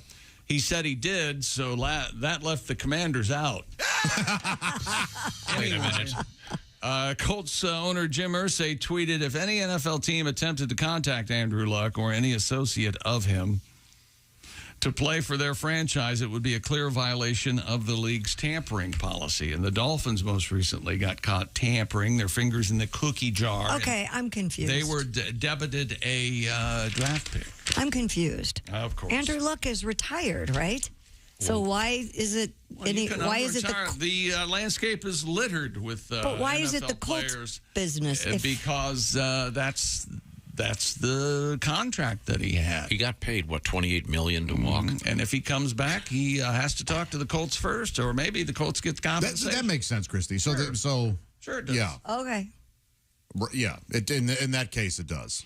Because he didn't properly finish out his contract necessarily. Okay. And if you've seen him lately, he's I have not lost a significant amount of weight. He's not. He looks great, but but he's not in. You had no NFL idea quarterback shape. how big he was. Yeah, before. I like Luck. I like him. With a little luck, we can work it out. I could use a refund on my tickets for the 7 mediocre seasons. Just start charging the people you give those tickets to. You'll make that money back. Now, let's not get carried away. Oh, no, we don't. David Rush has broken the Guinness World Record for the most. I take it all back. I love this. The most tennis balls caught while wearing boxing gloves. Now, is he doing this stationary or is he riding a unicycle? With the ambidextrous, I thought it was amphibian if you could use both left and right. No, that's what Donnie Baker said. Yeah. Sure? Amphibious? Okay. Ambidextrous Jonathan Hollywood Hannon. The true hero of these. Throwing tennis balls, David was able to catch a total of 81 tennis balls in 1 minute, beating the previous record of 74. I don't think I could do that with my hands. I don't think I could either. 84. They're coming at you pretty good. Yeah. And you're wearing boxing gloves. And once again, we'd like to point out Jonathan Hollywood Hannon has contacted us and wants to start exploring setting his own record. I'd like to help him out. Sure. Exclusively. But Jim Irsay recently tweeted, anybody who contacts tampers with Hollywood Jonathan Hannon. Hollywood Hannon. What record would we try to break with him? Have you thought about that? The most bullets caught with his teeth. How about that? That's just mean. There's one. Oh, wait a minute. The most children that go unrecognized. Wives neglected. You know, there's a psychological reason that you go through all your children's names, but here he is. Oh, I see what he's doing. Well, that's not. Is he back? Okay. You know, it looks tough on the back. It's just, we're watching a video of David Rush just catching the... He's doing it all right. He's not missing any. No, he's not. I guess every one is a catch. Yeah, it is. If you miss one, do you have to start over? Yes, I would think so. No, I don't think so. You don't think so? No, I don't think so. See, you just missed one. Okay, good. You know what they need for this is a pregame show. All right, ladies and gentlemen, welcome. You're looking live at the latest. No, it'd be much better if someone wearing a boxing glove came in and punched somebody. 1, 2, shoo. I like these guys. They're having fun. I like Hollywood Hannon. He seems like... I like David Rush. Do you think they hang out and drink beer and barbecue? I guarantee they have a nice time. I don't think they want anything to do with each other. Okay. That's what I think. No, they're the Dean and Jerry. Is that sports? No. There's more? Peterhead? No. Tom has wanted sports over with before it even started. What's going on? And there's like... I just looked over. He was yawning. I think I know what's going on. Like 30... He gave him 30 stories today. Everything I've been doing. And have you noticed this? And I don't know how I've missed this over the years, but when I'm reading the story, he reads it with me. Oh, yeah, have you he does that. Oh, Are you just making sure he says what you want? I'm hoping boy, is that irritating. Eventually gets to the point. Okay, I'm going to throw him under the bus. It's a long show, you know? Yeah. I'm trying to spend some time. How do you do that every morning? Yeah. Like, hey, we're going to have to stretch some stuff. There's not a lot of news. And then I start, you go, what are you doing? Is that it? Are you done? Over? Wrap it up. Next. Rather listen to my own farts. Next. Fart. Next. Over 500 people came together in the United Kingdom to attempt the Guinness World Record for the largest... I read this one, so that's the why I'm largest laughing. human image of a crown. All right. According to the BBC, those who attended the big lunch coronation tea party. Now, is this where Tom goes, there's an obvious gay component? What'd you say? You know, the fur, the robe, and the crown. How dare I'm just saying, if a Martian were watching the coronation, they'd be going, wow, that is really gay. The big lunch coronation tea party at Broomhill Common in Orpington. Orpington. And that's right down the road from Badger's Clef. Mm-hmm. Yes, Snatcher's Willow. Snatcher's Drift. Snatcher's Willow. Drift. That's right. Yeah, there's an aerial shot of this. Pussy's Willow. Yes. And it's just a bunch of people. Oh, is it Pussy Willows or Pussy's Willow? Pussy Willow. Okay. It's a bunch of people. And they're wearing different color clothing. So from the up above, it looks like a. I was explaining what I should be reading. Oh, go ahead. Explain it. Those who attended the big lunch coronation tea party wore purple, yellow, and white ponchos for the challenge. Organizers used a PA system and a drone to corral a total of 539. All right, purple's over there. And 2 positions. As King Charles called it, a crown made of peasants. Yes, yes. My subjects. Look, when you look at it, it barely resembles anything. Have you They fail. Have you seen the first Have you seen official portrait? Well, that's not a. That's a group of people. Now, this would be impressive if they did it with dyed cats. All right, the purple cats go over here. Yes. Have you seen the first official King Charles I couldn't photo? care less, and the answer is no. He looks absolutely lost. He has no idea which way to look. His picture, he had no what a camera Boy, is. wouldn't you hate to have a leader like that in your country? Next thing you know, he'll be doddering. I know it. I know. And this is one of those where it's not a world record yet. This is going to be submitted for approval. Well, I hope they give him pictures. I don't think they're going to get it. Half-assed crown that they tried to make, because that was that is not a good effort at all. Has he? So can he? Here's the king. That's his official portrait. He looks quite. Fine. You know what? Tom. Tom's right. Okay.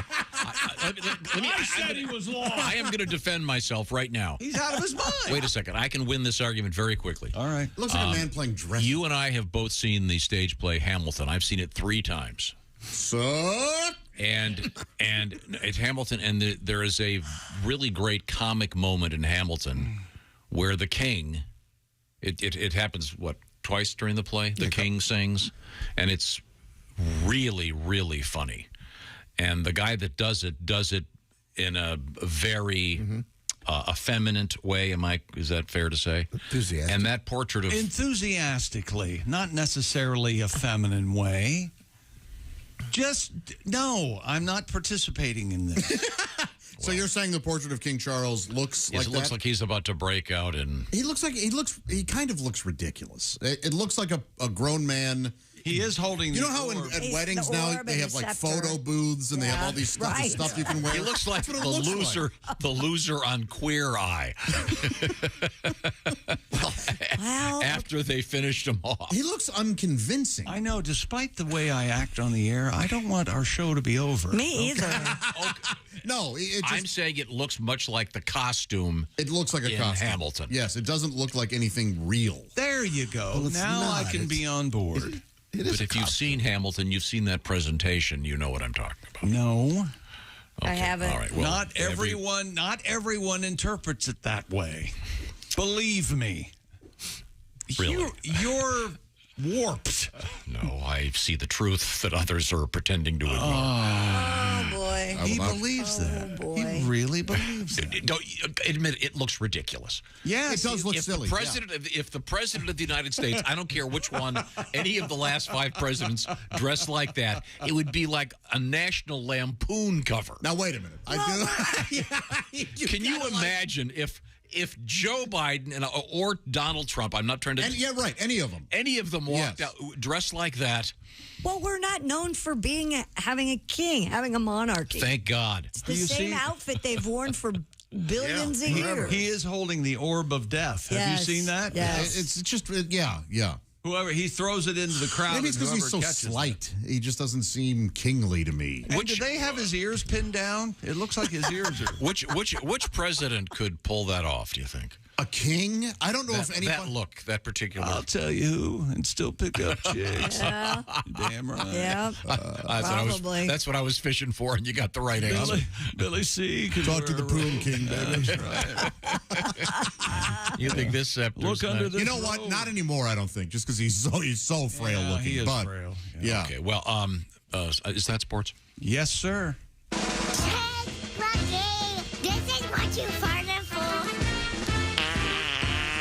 Wherever you go, whatever you do, always be a good sport. Christy, give me the teaser, will you, please? Yeah, coming up, we have farts in the news, kind of. We do. We have fizzy tablets, and we have, are you a snooper? Do you like to go through people's underwear devices? drawers? Devices. Underwear drawers. No.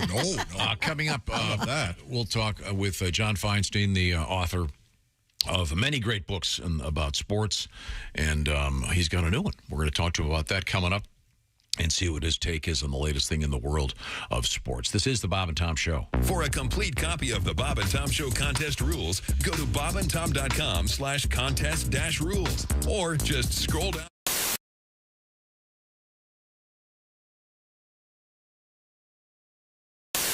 Oh, my goodness, that's right. You two are brothers in arms. Is Ace a member of the Army? Oh. Look at that. Oh, Ace, I didn't know you were in the Army. How many Kiss shows you been to, Ace? Around 300. Oh, my gosh. Yeah. Oh, I just like them. I'm not nuts. Oh, my good Lord, Ace. That's too many. Oh, that's too many. They're friends. Even Peter Chris said that's too many. I'm out. Even the Catman said, give me a break. Where am I? All right, go I'll ahead. tell you something off air now. Oh, okay. Have you been to more Kiss shows than members of the band? I was sitting with Paul Stanley one time, and he goes, "You've been at more Kiss shows than the Ace." This was when Bruce was in the band. Yeah, then the Ace, yeah. Wow, See? Ace Frehley. That's amazing. Paul Stanley and I had the same sense of humor. You were in the Kiss Army when you were a kid? I was. Well, listen, I'm AWOL. You know that. I couldn't hack it. I was willing to rock and roll all night. I was not willing to party every day. Gotcha. So I'm AWOL right now. There's a 57-year-old man, just a kitty cat, roaming the streets looking for me. I hear him calling. Can't come home right now. Come on, Ace knows that's Beth. If anybody in the house is going to enjoy that joke, it's Ace. I love that. I'm going to do a Psycho Circus reference in a minute into one guy's amusement. Okay. Not there. You don't think I'm going to bring up Carnival of Souls and have Ace enjoy my humor? Look at Ace! I finally found a guy I can make my stupid Kiss jokes with. Aren't you? These are crazy nights. They sure are. Aren't you like me? Every Veterans Day, you call Jimmy and wish him a happy Veterans Day. I appreciate that call. I put my flag out there. You know that. I put my. So you're now in the Kiss Army Reserve. I am. Yeah, I only go in when necessary, which is not very often these days. Do they still have the indoor football team? No, the team, like a lot of teams that year, went belly up. But they were horrible. They were the LA Kiss, for a horrible name. Yeah. They were a horrible team. Well, I want you to watch Tom's face on this, okay? You know, Tom, that Jimmy was a season ticket holder of the LA Kiss. Wow. I'm the only one that really loved arena football. I went to a bunch of games. My son Oliver and I really enjoyed it. But after a while, when your team always loses, you can't even have fun. There's a shout out loud again. Oh, they played deuce. Oh, they mixed it up, son. It's horrible. It was an interesting TV show. Remember that? The TV show was great. Yeah. TV show was great. I didn't see the TV show. It was a really good reality show. They did not. The editing was not as fake as other reality shows. It was pretty. Even Gene and Paul admitted the team was bad. Well, they had to. There was documented evidence of it. I believe that's called scoreboard. Yeah, it wasn't. It's not subjective. Like, Dynasty's a bad album. No, it's not, Demon. You're right, Starchild. What does Space Ace think? Let's ask the cat. Don't forget the Yonk. He wrote some of the songs. Now, did you know that the famous Kiss comic book?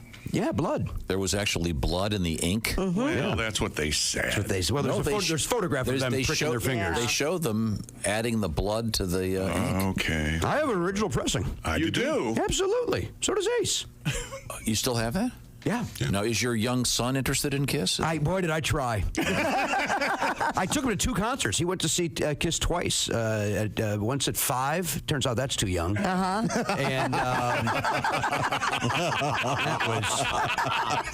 that was dumb. Boy, you want to feel like white trash. Bring your 5-year-old to a concert. Holy smokes. That was. And then get recognized. Are you to be part of it? I am not. No, I don't know who would bring their son to this show. That's an infant. Nobody should bring an infant to a show.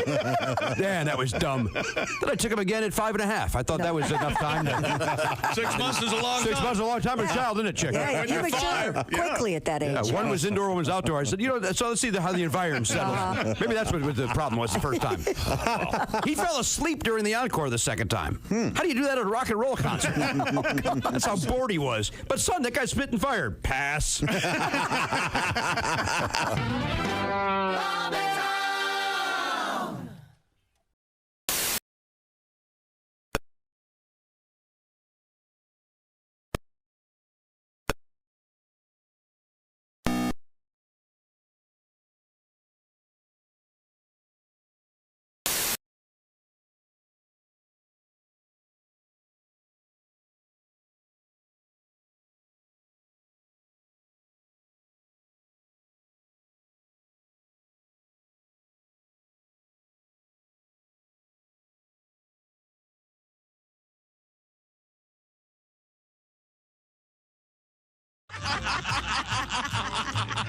It may sound corny, but Sphincter Blast is hip, cool, and it's solid.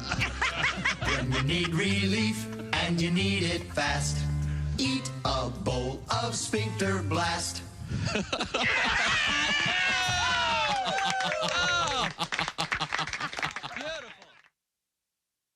Good morning, sunshine. Bob and Tom 24/7, 24/7, 24/7. And then I was going to talk about washers and dryers, how the new washers and dryers are going to email us and text us when a load is done or a lint filter needs to be changed. Brilliant. Yeah, that's a good idea too. I don't know, like we don't get enough emails from people. Now I got to talk to my appliances. That's the last thing I need. I'm out to dinner. Oh, who keeps texting you? Oh yeah, my dishwasher's pissed off at me. The fridge thinks its door is open. The cable box is on. The whole house is angry. I got to get out of here. Enjoy your dinner. That's great. Is that true, though, about the texting appliances, or is that a premise? Guaranteed. No, that's absolutely. I read about that, and I was so excited. I'm like, I'm gonna get this on the Tonight Show before everybody else starts doing jokes about washers and dryers. And of course, I forget it, and I sit down and Jay goes, "Hey, you'll do it the next time. Don't worry about it." That's a great joke, though. Yeah. That's Stocky Economopoulos is our guest. A Maryland burglar broke into a house, robbed a couple at gunpoint, and then forced them to play their piano so he could sing along. He was arrested for armed robbery, wanton endangerment, and aggravated karaoke. Jennifer Love Hewitt says she actually enjoys looking at her breasts on the internet. Well, then I should call her. Apparently, we have a lot in common. Yeah. Apparently. The National Museum of the Native American Indian is open in Washington, D.C. Unfortunately, they now have to move it to Oklahoma to make room for the Christopher Columbus Museum. Bob and Tom 24/7. Not on air, online, all the time. Welcome back to the Bob and Tom Show. Christy Lee at the news desk. So happy to be here today. That sounded insincere. There's Pat Godwin in the performance room. Hello, Very Chick. sincere. Aren't you happy to be here, Pat? Yeah. Me too. We need a song from you, Pat. Yes, we're happy to be here. I've seen you frantically rehearsing something. Happy days are. I have a work in progress, but I'm just a little worried about it. May need some edits, but there's Josh Arnold, the I hate Steven Singer sidekick chair. Hi, Chick. You almost said the I ate Steven Singer. I hate Steven.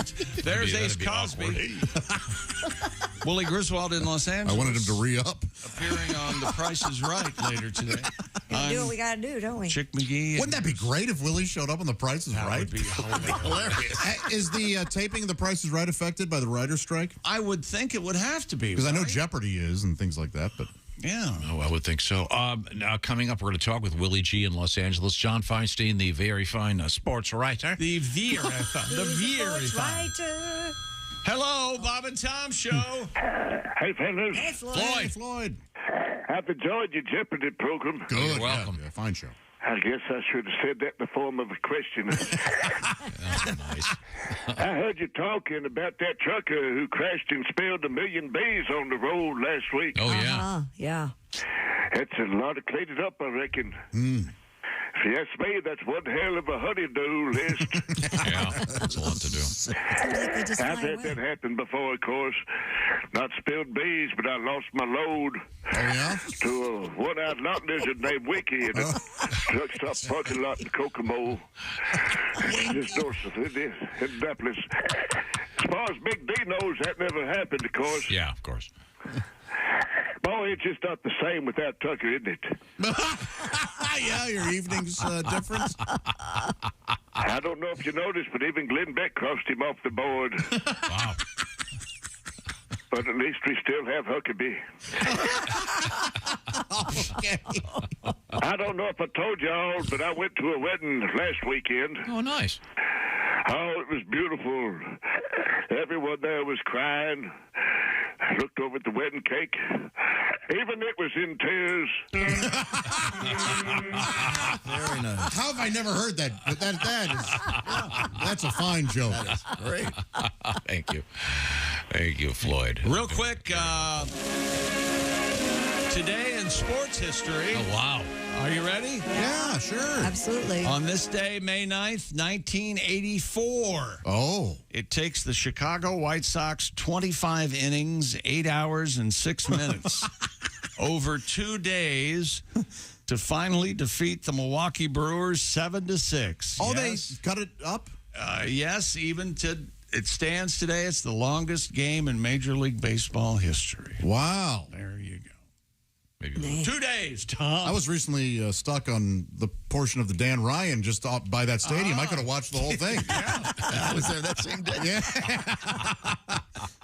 And this is from Paul for Dear Christy Lee. It says, I love the name of your poop removal company, Mr. Biscuit, but ours is better. This is in southern Indiana. It's called Call of Duty. Oh, sure. I yeah. like that. That is pretty good. Thank you, Paul. Call of Duty. Do you think they're wearing headsets? And, Do they spell it Doody? No, it's Doodee. Oh, Oh, that'll keep the lawyers off him. And actually, we have a partial commercial for Mr. Biscuit. Call Mr. Biscuit. That's my name. That name again is Mr. Biscuit. Now I want biscuits and gravy, thanks. Okay. I know you've got something of in the realm of news over there? Of course I do. Officials in Texas are saying several high school students were hospitalized following a so-called fart prank. Is that right? You know, it's that time of year, senior prank. KHOU reports 6 students at Caney Creek High School were taken to the hospital for headaches after a concerning odor permeated throughout the building. Oh, maybe in the stink bombs. The school was evacuated and shut down while fire marshals and hazmat teams, Because they're trying to fart, they're giving themselves headaches. tried to determine the cause of the smell. Caney Creek Fire and Rescue later said a student confessed to bringing a highly concentrated prank stink spray called Hezingot fart spray. Oh, boy. School officials promised parents that the school district is working with the district attorney's office and will address to the fullest extent of the student code of conduct relax. and the laws of the state of Texas. Okay. Okay, I'm looking up this stuff. Fart spray. Hezingot. It's Hensgawkt fart spray. Mm-hmm. Yeah, you can buy it. By the way, it comes in potent and extra strong. God, this is ridiculous. Huh. Is this imported? I don't know. It sounds German, doesn't it? Yep. It's an odd spelling. Hensgaukt. Are you telling me that American technology cannot produce? We have to outsource our fart spray? A high-quality fart spray? Come on. You know, so this must be so strong they had to evacuate the school? Yeah, 6 people had headaches, enough to get sick and go home. Every year, some sort of Go to the stink hospital. bomb or whatever was let off in our school. Oh, really? And it was usually around this time of year. Yeah, senior prank Yeah. day. We used to have occasional snow days, but we never had. Well, it's a fart day. Go get your sled and go have Remember some your fun. favorite senior prank? Do you remember the story we had about the goats? I know exactly what you're. The best senior prank ever. Yeah. They took what is it? They took 4 goats and numbered them 1, 2, 4, 5. No, they took right. They took 3 goats and numbered them 1, 2, 4. Right. That's amazing. Well, that's the right way to tell the story. So they were just, the real prank is that they were looking for the missing goat. could- Whether it was 5 or 4 really is not relevant to the story. The essence of the prank was taken 29 goats and numbered them 1 through 30. You jerk. It's not the right story. It's not. You're once again, this is like the wrong. king thing. You're arguing the wrong side of this. Nope, you're wrong. No, I'm not. Okay. Okay. You show that picture of the king to. Be careful what emails you open up American today. 5th grade. Christy, your daughter's not that long ago graduated high school. Yes, they didn't do any senior pranks. Did they have a senior skip day? They had a senior water fight day or something, I remember. Yeah, where they... You have any Pictures of that. No. They were all 18 years of age. Of course. Then I don't want. Did you do the traditional upper decker? No, nobody did that. No, we did the traditional. We did have senior skip day. So, but if your girl said, "Hey, Mom, tomorrow's senior skip day, may we skip?" What would you have said? I said, heck yeah. When you do the upper decker, do you actually get kit and caboodle, if you will, up over the tank, or do you take the scoop? Or no! You've got it. You've got it raw dog. You got it. Yeah, you got it. Right. That's half the beauty of it is hovering up there and hoping you hit pay dirt. Hot off the press. So you've done that. No, he hasn't. No way. I'm still trying to buy Hen's Gawked fart spray. I couldn't do senior skip day because why? I was in a play, and the director said if you do senior skip day, you can't be at play rehearsal, and therefore you wouldn't be able to perform. Yeah. Well, that's sad. What was the play? Sad and real nerdy. What was the play? Oh, that year Grease. Death of a Salesman? Grease. Yeah. Wow, that's surprising. That was Grease? Kanicki. Wow.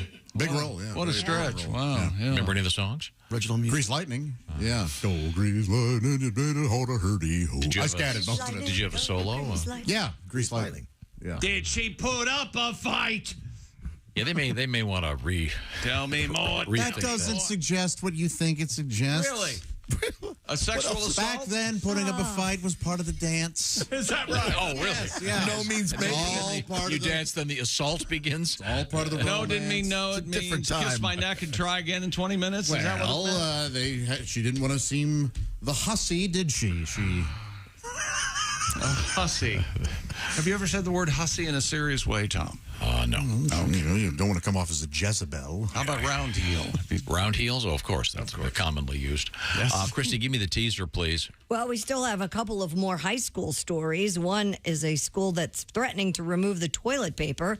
Another, a young man stole a school bus. And we have South Carolina looking for a cute, adorable doggy. Isn't that nice? Yes. If you Google this fart spray, it's like everything else on Amazon. There's a whole bunch of different types available, sadly.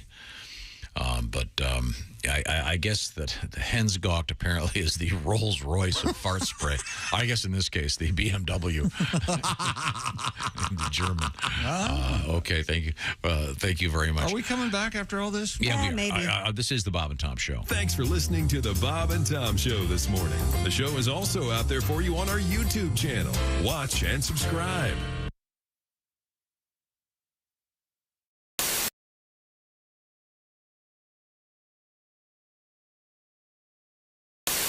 Rodney has his guitar out. That's a great sounding guitar. Do you have another tune for us? Sure. That you'd like to play?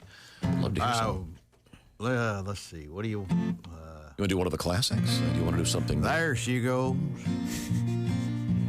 Bitching again.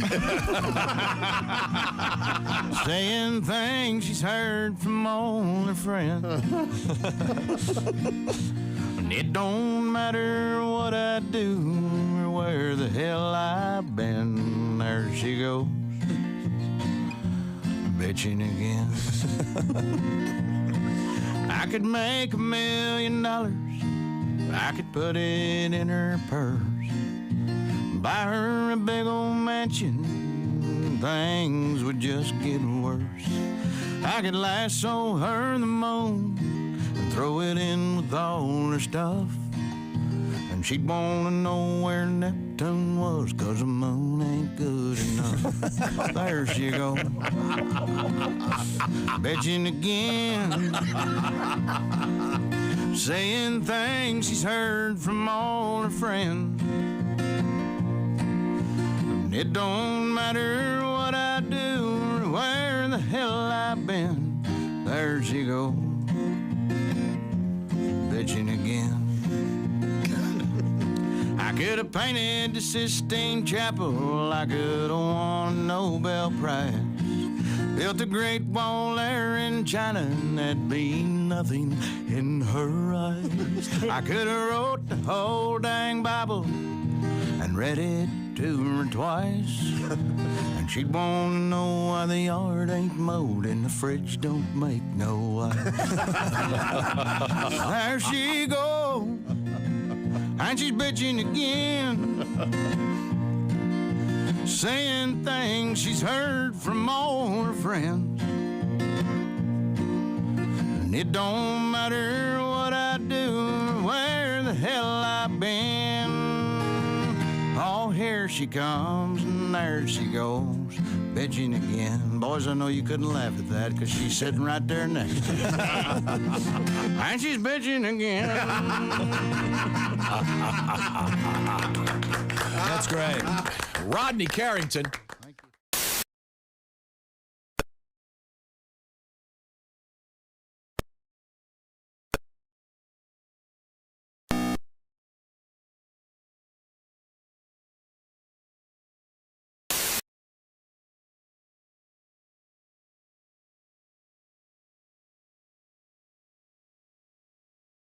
Best in Show. Starting nearly 150 years ago, Westminster brings the rarefied world of purebred breeding to viewers around the world for 3 days each spring.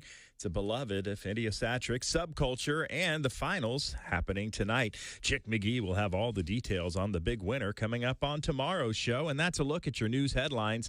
More of the Bob and Tom Show coming up. Hey man, it's Donnie Baker, and the fact remains there's nothing better than being a VIP. And I don't mean like his dudes on Pervert Rabbit Xanadu's. I'm talking about a Bob and Tom VIP. Best thing, you'll never miss another minute of the show. I swear to God, you can hear the show here in the morning, and then cause you're a Bob and Tom VIP, you'll get the podcast of the entire show, a 12-month library of podcasts, hundreds of Bob and Tom comedy tapes, and a 60-day video archive of the show. Bob and Tom VIP. You have to get it. It's state law. Bob and Tom. 5, 4, 3, 2, 1.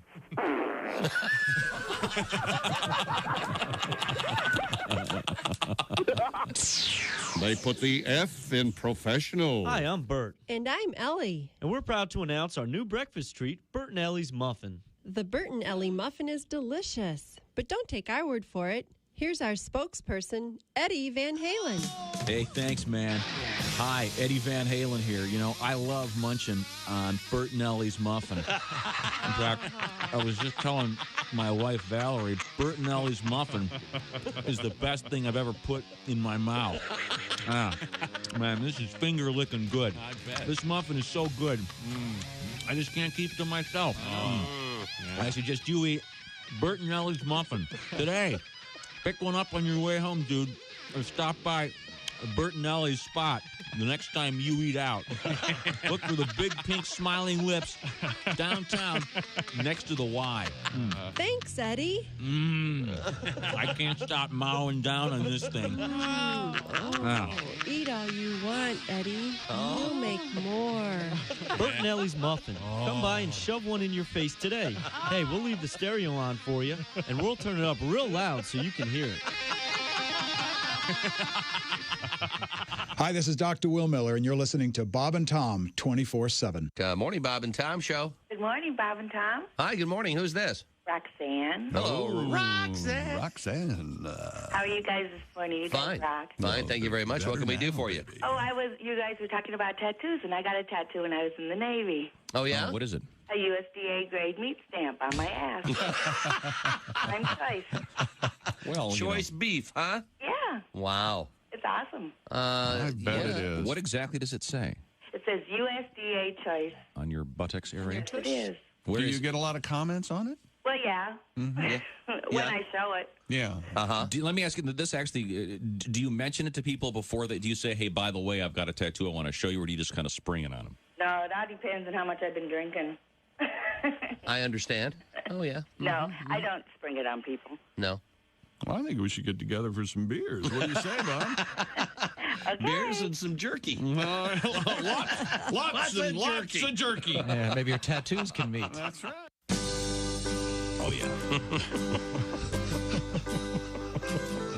And the sign said anybody caught trespassing will be shot on sight. So I jumped over the fence and yelled at the house, hey, what gives...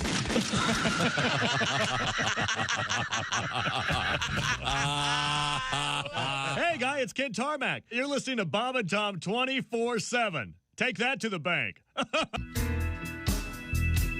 Welcome back to the Bob and Tom Show. Christy Lee at the news desk. Hello. There's Josh Arnold, the I Hate Steven Singer sidekick chair. Ah. There's Ace Cosby. Hey. There's Pat Godwin. Hey, chick. He's in the performance room. Willie Griswold in Los Angeles. Hollywood. Today, we're being told we're going to talk with Willie here. Let the boy sleep in. I'm Chick McGee, and here's, it's 5 a.m. Yeah, and he's out there living it up in L.A. We'll find out what's going on with Willie G. Also, John Feinstein coming up in a few minutes. Looking for that Los Angeles booty. We'll see what's happening. But right now, we turn to Christy Lee at the Bob and Tom News Desk. A Minnesota company has created dissolvable THC tablets for beverages.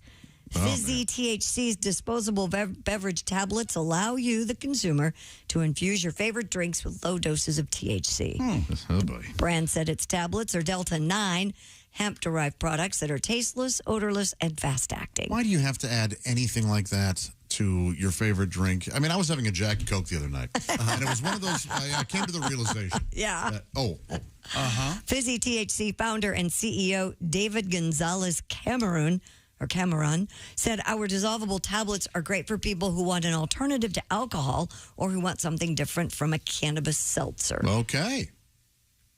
So you could have a... you could have a Jack and Coke and a 9, I guess. A Jack and Coke and weed? Wow. A Jack and Toke? Yeah. Oh, nice. Plop, plop, buzz, buzz. Yes. That's interesting. I'm surprised that's even legal. I would imagine the dosage, they say low dose, so it must Hemp be... 9's legal almost everywhere. What's that? It's a derivative of cannabis, but supposedly doesn't have THC in it. Oh, okay, but this does. And, No, well... these are THC tablets. It's a Delta 9, which is a hemp-derived product. So it's from cannabis. I heard that. Cannabis. Can you get that on you think you can get that on a college campus? Can you... campus? So you could throw this thing in anything. You could put it put in your cereal. Oh. Could you put it in liquor? I guess. Why not? Absolutely. Get there quicker, right? I suppose so. Why would you put it in your cereal? Wake and bake. Oh, Christy. You know, snap, Fizzy milk? snap, crackle, and pot. Why? Oh, that's good. That's very good. Extra Cheerios. Why do you put bourbon on cornflakes? I don't know. So I'm sorry. So it's got THC, and they're calling it. What's the exact name of it? It's called Fizzy THC's dissolvable beverage tablets. That seems a little clunky. Mm-hmm. Yeah. Wonder if Bill Cosby will do that. I think he has his own recipe. Yeah. I don't think he wants for him. Wants him high. He wants him unconscious. I just remember as a learn to know the difference. as a kid, the commercials for Fizzies. Mm-hmm. I don't remember the commercial. Yeah, you'd throw these tablets and it would turn any glass of water into a soft drink. I remember that. I remember the commercials looked really cool, but as I recall, they didn't taste great. Did you ever have those, Pat? We did. You had like this. You could the cola flavor. Yeah, you could make your own Coke with a. Wasn't that the one of the reasons that they had to start the truth in advertising laws? Children and toys and things like that, they just go wild with all these claims and disappointed children all across over the country. world. Yeah. What was the most disappointing toy you ever got? Boy. I know for me it was the vacuum form. The vacuum form. This thing would heat up, and you would take these squares of plastic the sizes of like Velveeta cheese things, and you'd put them in this, and it was really dangerous. It would get real hot, and you could melt it and make little car bodies and stuff. But in the commercial, of course, they have airplanes flying around. Actually, these really cool-looking painted cars. And I had the Incredible Time Machine. It was this little capsule and you put squares of plastic in it and heat them up, and dinosaurs would pop out of the squares. And then you could put them back in the Incredible Time, heat them up, and then they had a masher that you could mash them back down into squares. Oh, really? Do it all over. Huh. That's and cool. That heated up to about 1,000 degrees.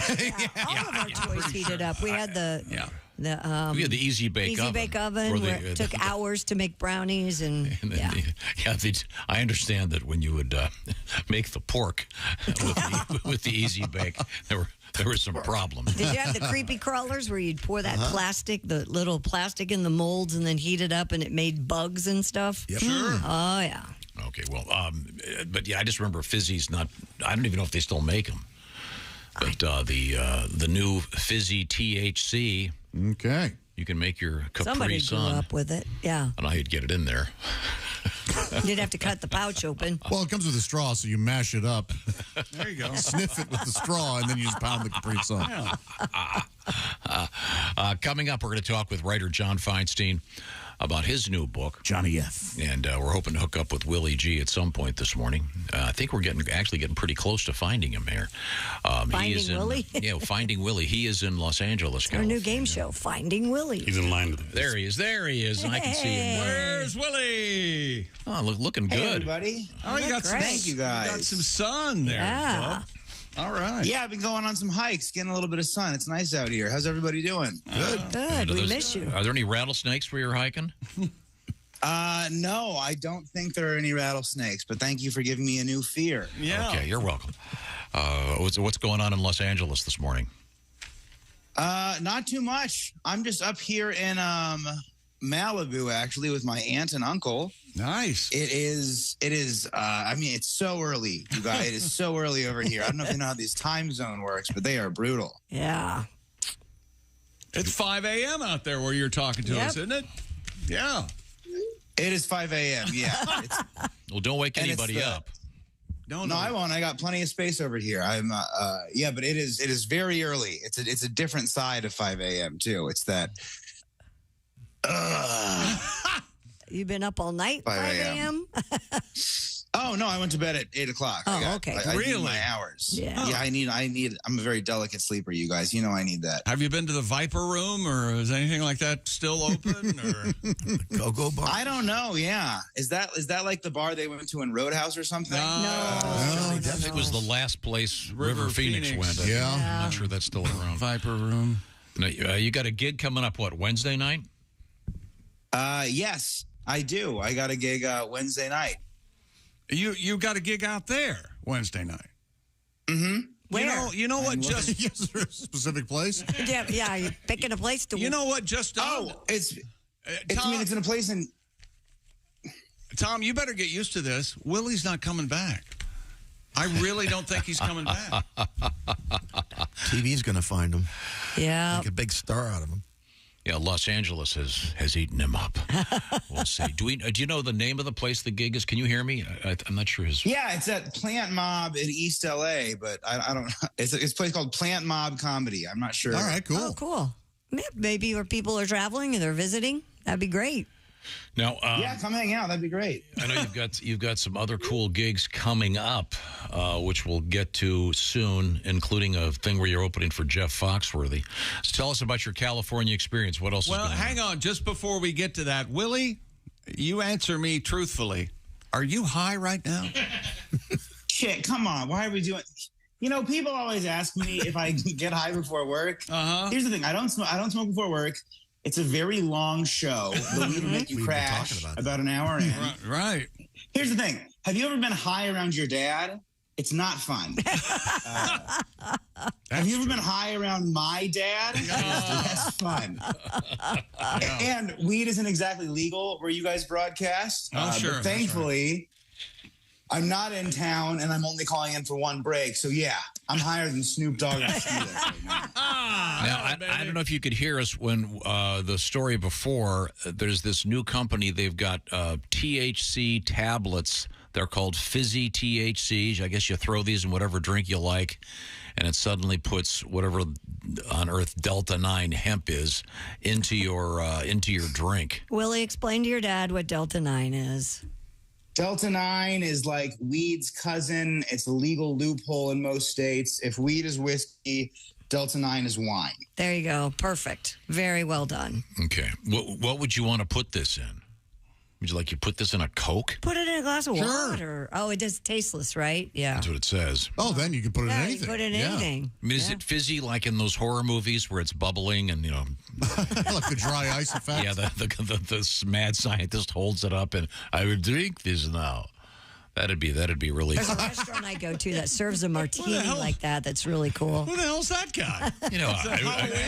I was drink this now and turn into the monster. There you go. All right, Willie, what's on your schedule today? You going to sleep in? No. Yeah. No, I'm going to go back to bed. I'm for sure going back to bed, but I do have to chill out on the weed smoking though, because where I'm from, you smoke weed and then you just go to bed, you stay at home. Here, you can just go everywhere and do things. The other day, I got high before my haircut. Terrible idea. I got way too high. I got really awkward. I tried making small talk. I asked my barber what he did for a living. That's amazing. He was like, that is so something you'd say if you were high. So, what do you do for a living? He must cut hair. He looks like he did a pretty good job. Yeah. That's a good-looking haircut. Yeah. I got nice and tuned up. Got my ears lowered. Thank you, guys. You look great, Willie. We miss you. Looks really good. Are you getting any new tattoos while you're out there? I don't think so. What do you think? This isn't a Lifetime movie. Yeah, I'm going to come back with Live, Laugh, Love as a chest piece. Oh, yes. Yes. Wow, that'd be good. Okay, well, we're setting up here to talk with John Feinstein. Willie, you take care. Get some sleep. Thanks for calling. Sounds good. We'll do. See you later. Bye, Willie. Bye. He asked the barber what he did for a living. That's good. Okay, that's high. That must be fun. Right now, we've got a couple things I want to mention that's coming. Well, Christy, you tell them what you've got coming, and I'll get this over here. Yeah, well, we have a South Carolina. They're looking for the cutest little dogs. We have a monkey shortage. We have a 14-year-old stealing a school bus. And we have a lot of people admitting they snoop through someone else's phones or devices, iPads, whatever, computers. Yeah, and also this one school, they're threatening to take all the toilet paper out of the students' bathrooms. Boy, that is... Have they talked to the janitor about that? Right now, I want to talk about one of the great deals going on out there. I'm talking about the Raycon earbuds because they're twice as good, but they're half as much. Chick McGee turned me onto the Raycons. Tell me more. You know, Raycon's mission, Tom, is to prove that you shouldn't have to pay an arm and a leg and another arm for quality sound and essential smart tech listening features. Raycon's got it all. Raycon wireless earbuds. With Raycon, you get a pair and a spare, too, because of the swell price. And you'll still pay less than you would with some of those other big-name tech, big headphones out there. You don't want anything to do. It's Raycon, baby, or nothing. Raycon knows that now every purchase needs to be pretty much perfect. They offer buy now, pay later options, an easy and free return guarantee, free domestic shipping, and flat fee international shipping. And they have over 50,000 five-star reviews. And I haven't even said anything about 8 hours of playback time, crystal clear call quality, and water and sweat resistant. So go to buyraycon.com/Tom today and get 15% off your Raycon order. That's buyraycon.com/Tom. 15% off your Raycon purchase. That's buyraycon.com/Tom. He is the author of the best-selling books in the history of sports writing. He's John Feinstein. We'll talk to him next. This is the Bob and Tom Show. Hi, man. This is Donnie Biker. You're listening to Bob and Tom.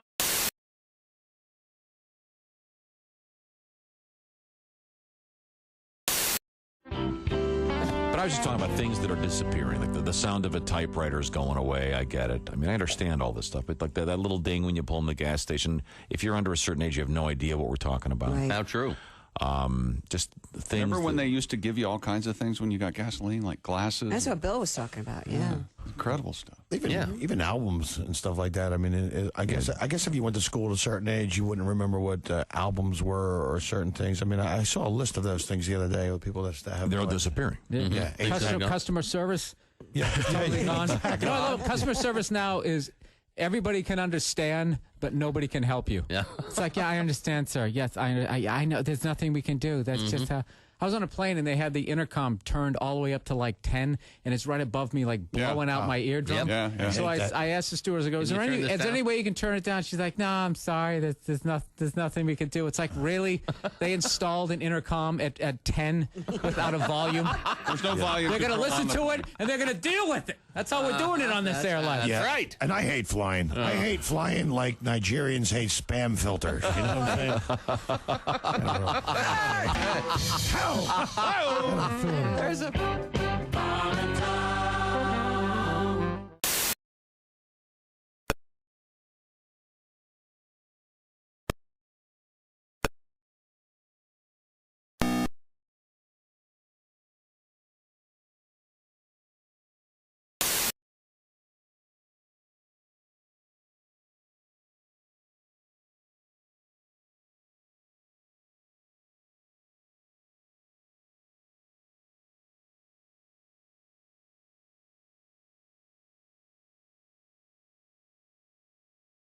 Gentlemen, Bob and Tom. Josh, will you tell your Keurig story about Tom? Oh, sure. Yeah, I was making a coffee, Keurig pouring into my mug. You're standing there waiting for your cup to be filled. Tom came in, he's talking to me, and as he's talking to me, I see that he's got his coffee cup. He removes my mug from the Keurig. Coffee starts pouring everywhere. He goes to put his cup under, and he looks and goes, somebody made a mess. It was astounding. Bob and Tom in the morning and highlights all day long. The Bob and Tom Show, weekday mornings at 6 a.m. Eastern on Bob and Tom 24/7. Hello, this is comedian John Evans, and you're listening to Bob and Tom 24/7. And now an important message from your friends at Frigamall Orthopedic Laboratories. Hi, Brenda. Ready to go jogging? Sorry, Christy. I can't. Didn't you notice I'm limping? What happened? Did you blow a knee out? Well, my knees do hurt. What do you mean? Well, we were on our way home last night, and Bob started feeling romantic, so we pulled down a gravel road. And today, my knees are really killing me. Girlfriend, I've got just the thing for you. They're called Atta-Girl knee pads. With their soft, cushiony padding, you can say goodbye to sore and scraped knees. Atta-Girl knee pads fit right in your purse, so you can take them anywhere. Perfect for a Friday night date or that important job interview. Hey, Brenda, how'd it go last night? Well, my knees feel great. But, do the Atta-Girl people make lozenges? You whore. Atta-Girl knee pads. Order today, and you'll receive a free head helmet. You'll love wearing this stylish tabletop helmet with its flat, level surface, big enough to hold his beer, remote control, and a magazine. Atta-Girl knee pads. Protective goggles sold separately. Morning laughter just might be the best medicine. If you want to turn your daddy parts orange, eat some Cheetos and watch some porn. Bob and Tom 24/7. Essential morning radio. All day and all night. Really? No, seriously. Really? Bob and Tom 24/7. 24/7. 24/7.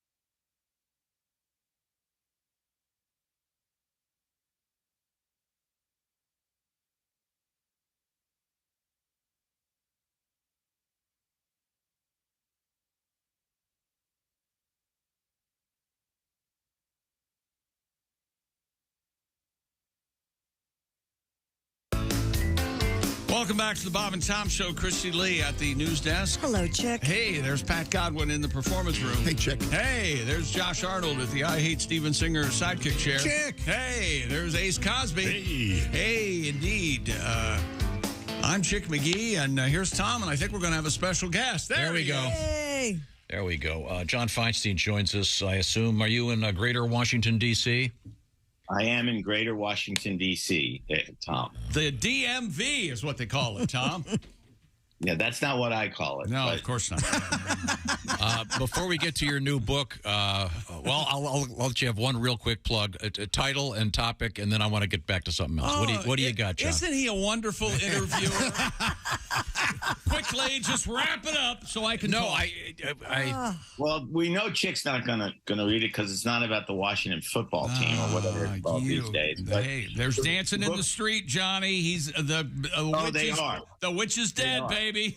Yeah, well, he's not quite dead, but we've got our hands on the broom. That's right. Yeah. But the new book, Tom, is cleverly called Feherty because it is a biography of David Feherty, who is one of the most fascinating and funny and thoughtful people I've ever met in sports. A very good golfer. Grew up in Northern Ireland during the Troubles. Very good golfer on the European tour. Beat Payne Stewart in the Ryder Cup in the famous War by the Shore. Has had real tragedy in his life. Lost his son to a drug overdose. And became a TV star almost by accident when he went to work for CBS in the late 1990s. I've been friends with him for 30 years, and he and I finally decided about a year and a half ago that it was time to tell his story because it is, in fact, a remarkable story. Yeah, and he's also kind of one of these guys sort of all over the map, some of the stuff that he says. Yes, he's gotten himself in trouble. He's got some like fringe right wing, some fringe left wing. He's a he's very much he's a moderate. He's certainly to the right of me because everybody is. Yeah, he made a crack about Nancy Pelosi years ago that got him in trouble. And that's the famous elevator story, right? Exactly right. He said that if in America, David's done a lot of work for Wounded Warriors and created a group called Troops First that has raised more than $30 million to help former servicemen. And he said that if a serviceman was on an elevator with Nancy Pelosi, Osama bin Laden, and who was the Senate Majority Leader at the time? I'm blocking on his name. Also a Democrat. No, not Mitch McConnell. Oh, not Mitch McConnell. Democrat. Yeah. Harry Reid. Must and that when the elevator door opened, bin Laden would be strangled and the other two would be shot. So obviously it's meant to be comical, but yeah. It was meant to be comical. He wrote it in a magazine story. None of the editors bothered to say, David, maybe we don't want to say this. And of course he had to apologize profusely. And he says that it was a dumb comment and he shouldn't have made it, but he was going for funny. Right. And David goes for funny a lot. And when you go for funny a lot, you guys know this. Sometimes you swing and miss. Yeah. Oh, yeah. Oh, sometimes. You haven't listened to the show enough. So I want to get back. I want to get back to your book. I just wanted to say I want to get to something else, and we'll get back to John Feinstein in his book, which we want to talk about. I was laughing this morning because the NFL released a press release about the fact that they're going to be releasing a press release coming up Thursday. Yes. How dare you? Really? But they get away with it because you read the story, didn't you? Yeah, of course. You saw the story, certainly. And, you know, every year, you guys know this. Yeah. When the NFL schedule comes out and it's live on ESPN and the NFL Network, there are literally talk show hosts around the country who sit there and go through their local team's schedule game by game, predicting wins and losses. That's a win. That's a loss. That's a win. That's a win.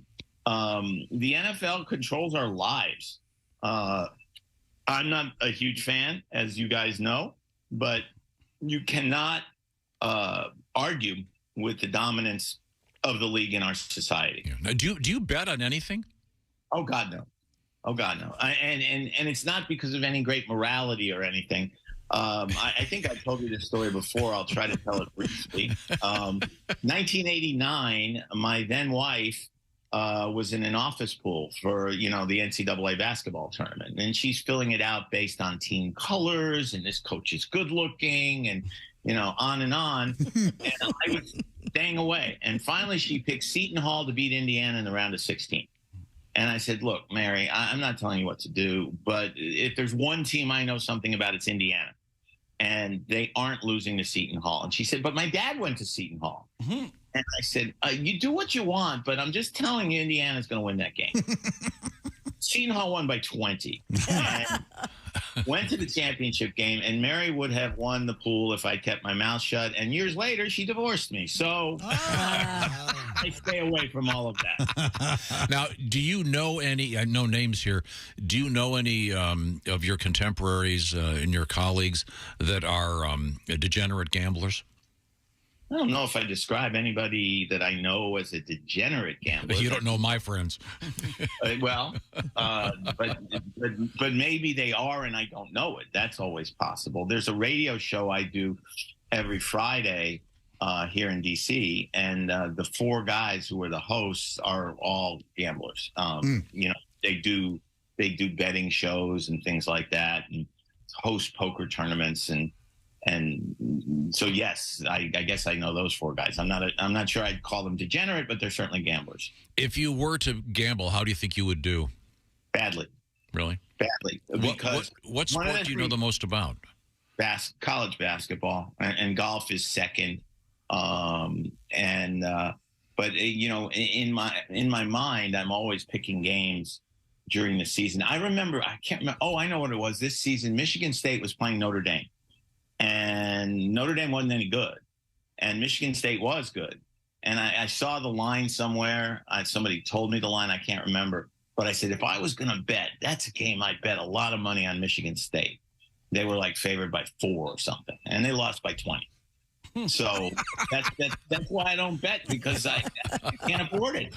All right, we're speaking with John Feinstein, and John does have a new book out, and it's about David Feherty, and he's a fascinating guy, really interesting, and he's had some mental health issues that he's tackled, among other things.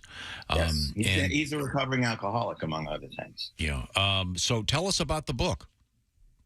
Well, as I said, I've known David for many years, dating back to when he was still playing. I first met him at the British Open in 1994. He finished tied for 4th. And I walked out of the interview room on Saturday with a colleague of mine named Dave Sheinin, who at the time worked for the Miami Herald. And we introduced ourselves. And David looked at David Sheinin and said, "Miami Herald, do you know Carl Hiaasen?" And I thought, wow, I don't know many athletes who read Carl Hiaasen. Right. I don't know many athletes who read anything. But I thought this guy's a little bit different. And he was clearly so bright and thoughtful and funny. The two funniest people I've ever met in sports are the late Jim Valvano and David Feherty. And got to know him over the years. And later when Tom Watson and I started a charity golf tournament for ALS Research, because Tom's caddy and my good friend Bruce Edwards died of ALS. You guys had me on for that book, Caddy for Life. David would come and speak. Couldn't play anymore because his back was so bad. But he would come to the dinner and speak, and literally, I'm not exaggerating, people would be falling out of their chairs laughing. When he went to work for CBS, he always walked with the last group on Sunday, and frequently that included Tiger Woods. Tiger doesn't like anybody, but he liked David, and because David never asked him for anything. And he would tell David jokes. Tiger loves to tell off-color jokes. And he would pull his cap down so the cameras couldn't read his lips. And he would say things to David like, "Hey, Farty." He called him Farty because the two of them love to engage in farting contests. I think that's how they bonded. But he'd say, "What do you call a black guy flying an airplane?" And David would say, "I don't know, Tiger. What do you call a black guy flying an airplane?" And Tiger would say, "A pilot, you blanking racist."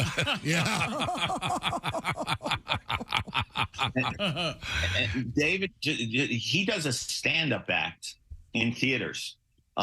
He for an hour and 40 minutes and then 20 minutes of questions. Most stand-ups, as you guys know, go for what, 15, 20 minutes? He does an hour and 40 minutes. It's basically his life story, starting with growing up in Northern Ireland, talking about his dad, who, according to David, was drunk the day he was born, and he was supposed to be named William David Feherty, but his father was drunk and signed the birth certificate David William Feherty. So that's why his name is David. He had so many, an hour and 40 minutes of stand-up. Just imagine that. And first night I saw him in Atlanta, fortunately I had an empty seat next to me, because the woman 2 seats over literally fell over into the empty seat, laughing so hard. So is he in effect the co-writer of this? No, he's not. I mean, he and I discuss. I mean, he is in the sense that his stories are a huge part, and his story is a huge part. It's biography of the book. But when he and I discussed doing the book, he was insistent on two things. One, he didn't want to be paid. David's made a lot of money, and he's very comfortable financially, especially now since he went to work for LIV last July. But even then, he was very comfortable financially. He said, "You're going to do the work. I don't want you to pay me." And more important to me, well, at least as important, he said he agreed with me that the book would be better written in the third person because it allowed me to do more reporting. It allowed me to talk to his wife, Anita, to his son, Rory, coincidence with McElroy, daughter, Erin, best friends in life growing up, his mom, who's still alive at 92 and has a wicked sense of humor. If you wonder where David got it, David tells a story about his father coming home late one night. Dinner was always served at 6 o'clock sharp. And his father walks in and says, "Is my dinner still warm?" And Mrs. Feherty says, "Absolutely. It's in the dog's stomach." We're talking with John Feinstein. John is a great writer. To get away from the new book for just a second, are you still working on any? Well, I'm not going to let you just pitch this book the whole time. What do you think I am? This isn't the. Why not? What am I paying you for? Yeah.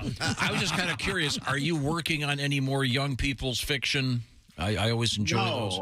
Sadly, at the moment, I'm not. My editor at Macmillan retired, and I haven't been able to find a new editor, to be honest with you. I actually dealt with one editor who wrote back to my agent and said I was too old to write children's books, which I think that's ageism. But you know, I don't think I have a lawsuit there, unfortunately.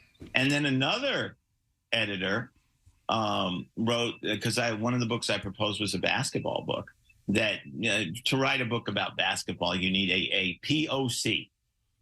Yeah, sure. Yes. I didn't. A person of color. Yeah. What's a POC? Person of color, of course. But, and I'm like, I've been writing basketball my entire life. Yeah. Fiction and nonfiction. You know, two of the groomsmen in my first wedding were black, and you know, on and on and on. But so I'd like to write another children's book, but at the moment I'm not. Okay, we're talking with John Feinstein, and his new book is about David Feherty. And what do you think of the whole LIV Golf thing? Well, I mean, you know, there's a part of me that is disgusted by the whole thing. It's clearly sports washing. There's no question about it. They're not the only ones to do it. China does it. Russia's done it. Many people do it. The NBA is heavily involved in China, as we all know. But they've hosted, and they have hosted golf tournaments over there for many years. The flip side of it is when you look at the money that they've offered players and David Feherty, among others, you have to sit back and say, I can sort of understand. I don't necessarily like that they're taking the money, but what would I do if I was offered that kind of stupid money? The honest answer is I don't know. I'd like to think I'd say, oh, no, I'm above all that. But when you're dealing with ageism and racism at my age, maybe you'd have to think about it. And that's what happened with David. He was going into the last year of his contract with NBC. NBC was getting rid of older guys. They retired Roger Maltby. They retired Gary Cope. David was very aware of that. He's 64, and wondered what his future with NBC was going to be. So when Greg Norman came to him and offered ridiculously stupid money, he ended up taking it. He thought about it long and hard. He actually read the 9/11 Commission's report on 9/11, and which said that the Saudis were not involved in 9/11, although there have been other reports since that say they were. But I wrote to him because I was right near the end of writing the book when this happened. And I sent him a note, and I said, seriously, I have to rewrite the last 2 chapters so you can make a measly couple million extra dollars? And he wrote me back and said, it isn't a measly couple million extra dollars. So there you go. Hard for me to be critical. John, good luck with the book. I'm going to read it. Can't wait to read it. I always enjoy your stuff. It's very engaging, even on topics I don't know or think I care about. Well, let me say this, Tom, because Mike Krzyzewski, I saw Mike Krzyzewski the other night at a dinner where he was honored with the Dean Smith Award for living up to Dean Smith's life, not for winning 1,202 games. And he asked me about the Feherty book, and Mike's not a golfer, but he said he'd like to read it because he knows about David's life, and he thinks it would be interesting to read about David the person. And I think that's what this book is. It's not a golf book. I mean, David was a golfer and talks about golf for a living, but I think it's a lot more than a golf book. And you know, Tom, because you've read a bunch of my books, and Chick, you know, because Christy's read you a bunch of my books. I told you that story in confidence, John. I don't know why. Sorry, I forgot. Yeah. But I try to write more about people who just happen to be in sports than about sports. Yeah, and I'll give you a plug here. A great Father's Day gift, by the way, for those that are June. desperate. How can I get something else? He's already got the golf bag umbrella holder. I need to get him something. A great book from John Feinstein would be the way to go. Hey, thanks, John. It's always a great pleasure. Thanks, guys. I always enjoy it. Thanks for having me. Sure. Let's talk again soon, okay? Thank you, buddy. I just love talking to that guy. We have a number of things coming up, including South Carolina dogs. Your dog could become a star. It's kind of a cool story. Great idea that they've got going on down there. But first, I want to remind you that Josh has been working on his house a lot. We've talked about how he got all the new windows put in, and now you're doing something with your roof, and you were trying to find somebody, so you called Angie, A-N-G-I. Tell me more. That's exactly right. I didn't know where to start. I didn't know how to go about finding the right pro, so I went to Angie. Angie's List is now Angie, your home for everything home. Angie doesn't just get your home projects done, I realized. Angie gets them done well. Angie is your personal home expert. Angie served 150 million consumers to date with over 220,000 pros in their network. In other words, they've helped a lot of people with the right people. I love Angie. Angie makes it easy to research, compare, and hire pros to ensure a job done well. Tom's right. I need to get a so-called cricket put on my roof next to my chimney. Found the exact right pro on Angie and got it done. And thank goodness I did. Angie has simplified finding help for home projects. It's easy. Just a few taps in the Angie app or clicks on the website. You can have Angie tackle your home service project from start to finish. Or maybe you're in the market for something. Maybe you want to know, man, I really need new siding. How much would this cost? What would it entail? Connect on Angie. Research local pros for your specific project. Angie can help you get a fair price for your project. That was huge for me. We've all experienced that. Hey, it'll be about $500. Then you get the bill. What's this $900 thing? Well, we had no. Angie has projects that are priced up front. They clearly lay out the cost before you buy. Angie, my go-to for all types of projects. Angie can help with hundreds of things, small repairs, major remodels. My go-to for anything I need to get done around the house is Angie. Download the free Angie mobile app today or visit Angie.com. That's ANGI.com. And it's tough to find people these days. That's where Angie comes in. Once again, ANGI.com. Thank you, Josh. Coming up, we have the schools going to ban toilet paper. Ooh, this seems like a very bad idea. This is the Bob and Tom Show. Got something to say? Send us an email. Bob and Tom at Bob.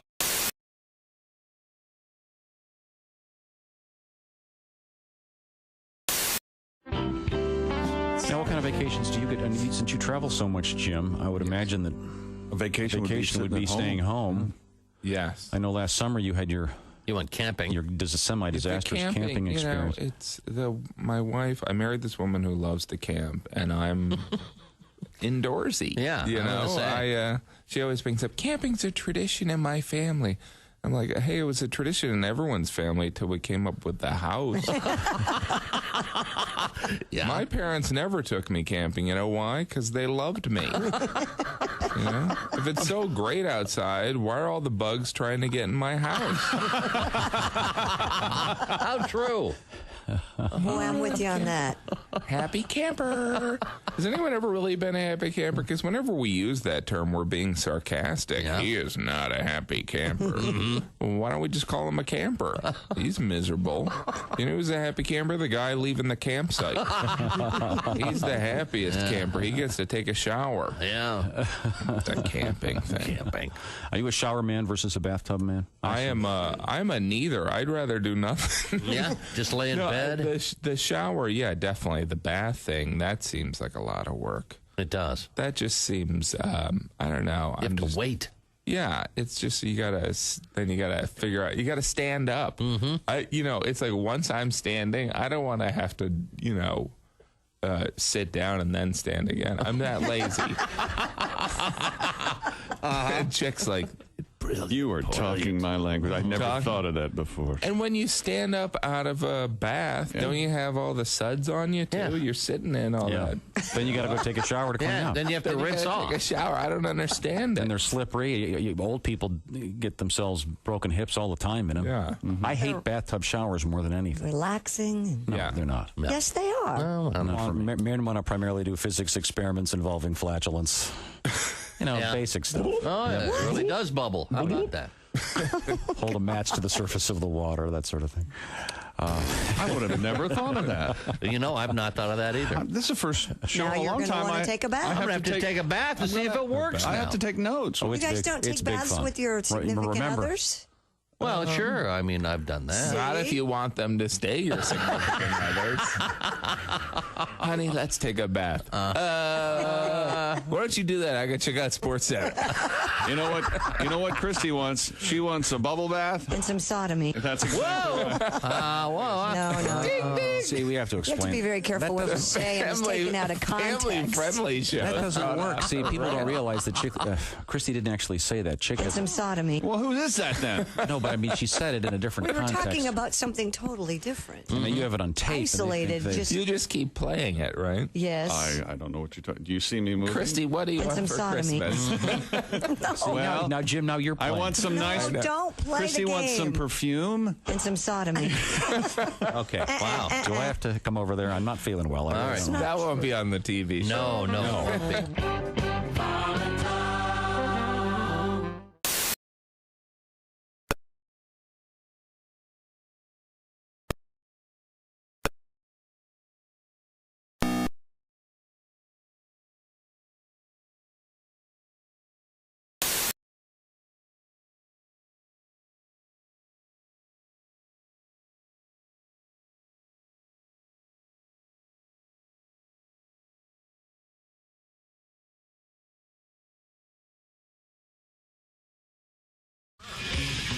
24/7. Oh, yeah.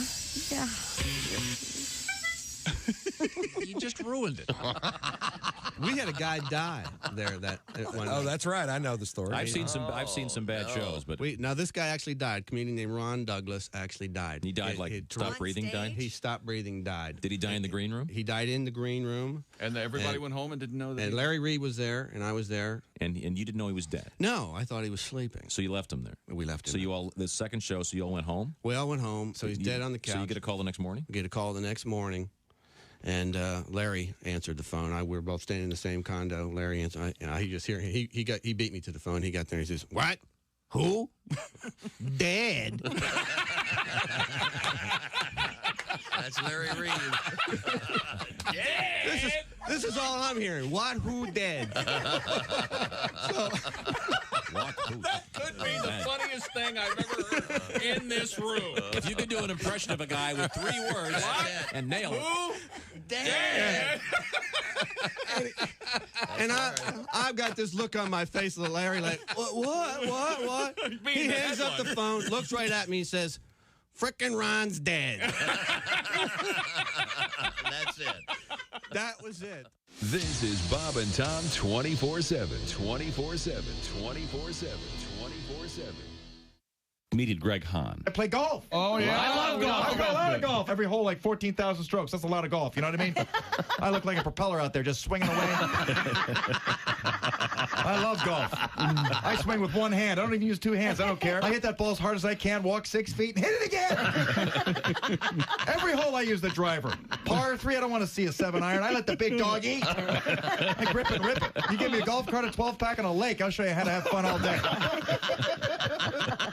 You ever wonder how far a golf cart can go in a lake before it sinks? You ever wonder? 13 feet. I love golf. What a sport. It's a good sport because if you yell 4, you get to hit people with your ball. That's nice. People with houses on the golf course, they're always complaining, you know, if you bounce the ball off their roof. They should shut up and wear a helmet because I am playing through, buddy. I'm hitting patio furniture, bird feeders. I'm digging up cable. I'm not afraid to take a divot. They call me the farmer. Jeff Jenner is our guest. I don't know if you remember this. A lot of people were mad at the Mattel toy company because Teen Talk Barbie, one of the 200 things Teen Talk Barbie said was, math class is hard. Oh, yeah. And everybody, young women won't want to take math classes. And I'm just thinking, no, that's stupid. What, are American women that easily influenced? Are they? No, I don't think so. Because if they are, I think Teen Talk Barbie should say things like, sex is fun.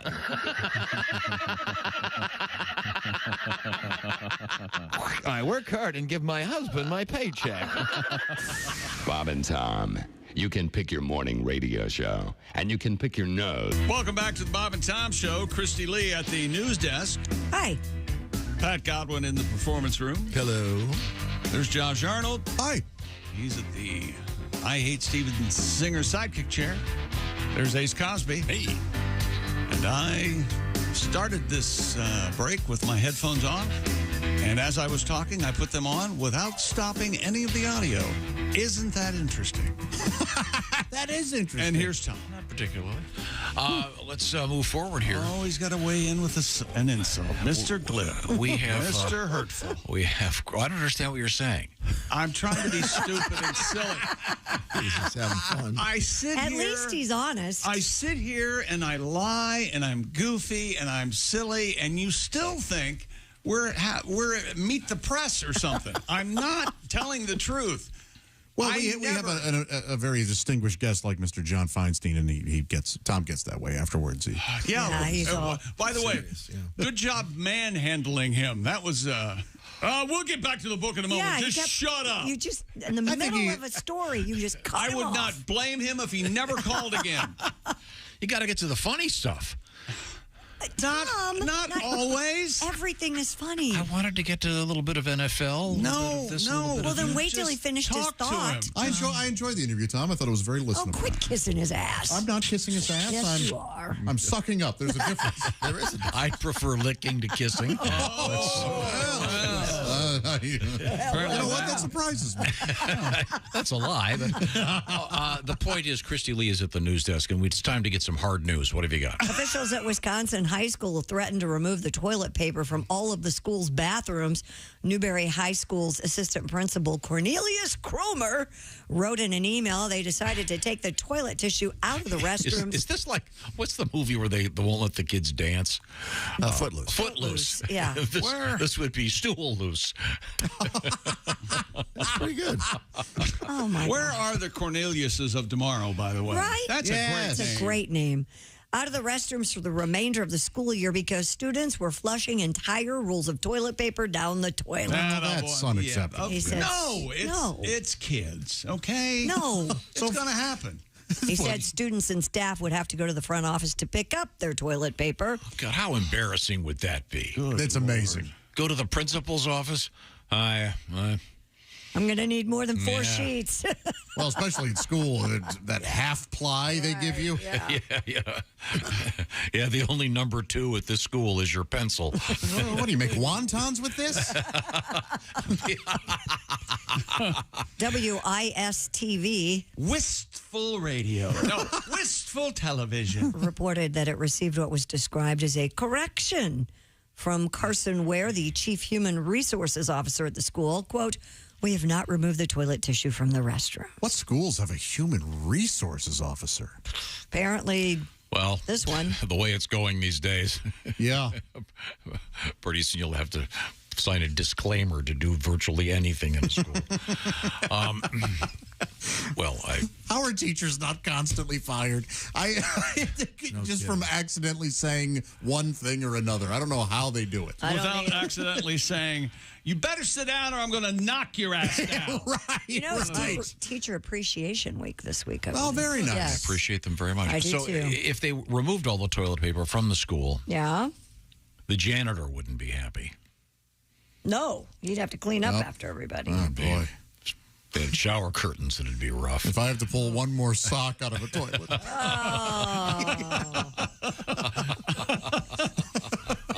It's a sock. Oh, boy. A 14-year-old boy, real quick, speaking Christy, of boys, Tom yes. and Chick particularly, I don't know, I can ask you too, but I don't know. Did your schools, and Pat, and did you guys have doors and walls on your the stalls of your bath? So you didn't have stalls. They had the walls between, but no doors. Isn't that incredible? Yeah, I didn't defecate in school for years. I know. We had doors. You did? Okay. I've always had doors, and I never had seen this phenomenon, and these guys talked about it all the time, and I didn't believe it till one time we were at a huge major sporting event, the Indy 500. Yeah. And I went into an infield bathroom, a boys' bathroom. Oh, yeah. On the air with a bunch of people because it was, we announced our visit because they wanted to prove to me that existed. And sure enough. Yeah. Has that since changed? Open door dumping. At that place? Well, if they had doors, all the guys would be in there for the entire afternoon. Doing what? Being pleasured by their conquests from the infield. Okay, I get it. But in school, though, because in my school, go racing or not? The normal bathrooms had walls and doors, but the gym bathrooms, like in the locker rooms and stuff, did not. In fact, there weren't even walls; they were just these very waist-high dividers, so you could look over and look at the face of the guy next to you. Are you like it's just like boot camp? We would exactly, but nobody ever used those except the coach every now and again, where you just see his head. Like, what the? As Tom Griswold has taught me about conversation, I've got a better story than that. You can top this? High school football, freshman, sophomore, junior, senior season.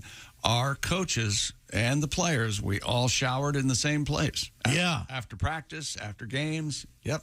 And the coaches didn't necessarily need to because they were standing there with a whistle. Maybe they didn't get that sweaty. Maybe there was a whistle on the field and an erection in the shower. Hey! Maybe there was a certain desire upon the coaching staff to shower with us. Do you think it was a leading by example type or thing? maybe it was a deterrent to keep people from shenanigans. Or maybe it was a really bad idea that I doubt will happen anymore. Oh, never. No. No. Well, that's like that other story. And did you do this where you weren't allowed to wear swimming trunks when you were taught swimming in high school?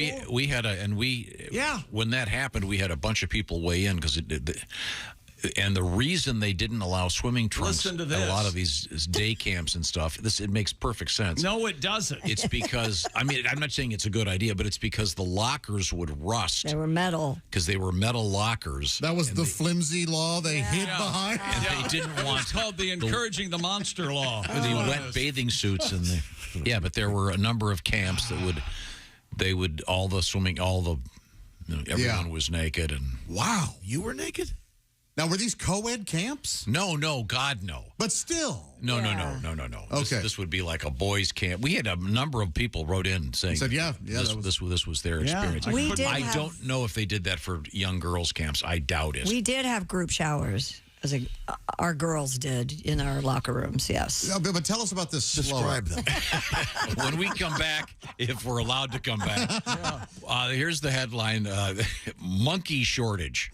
And it's actually kind of serious. We'll find out what that's all about. And we've also got an interesting story I promised. First, when we come back, it's about doggies in South Carolina. This is the Bob and Tom Show. Got a comment?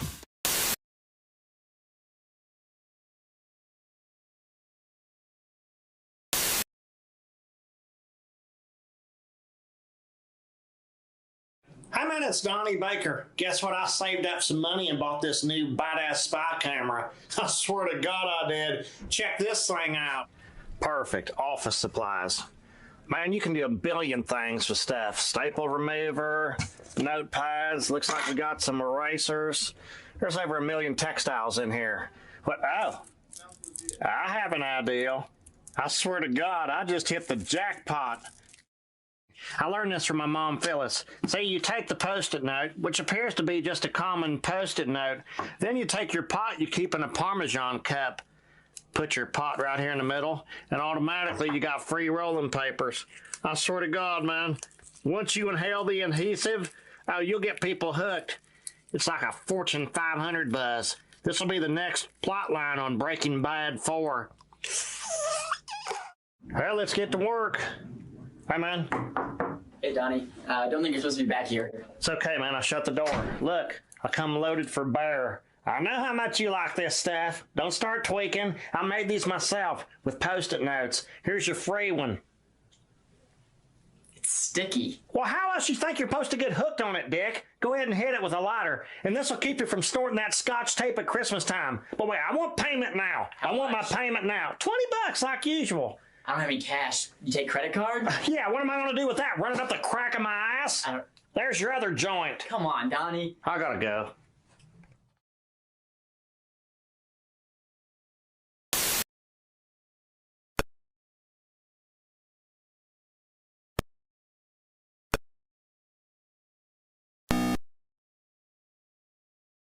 The AP's coverage of the siege of Mariupol was credited with saving thousands of lives.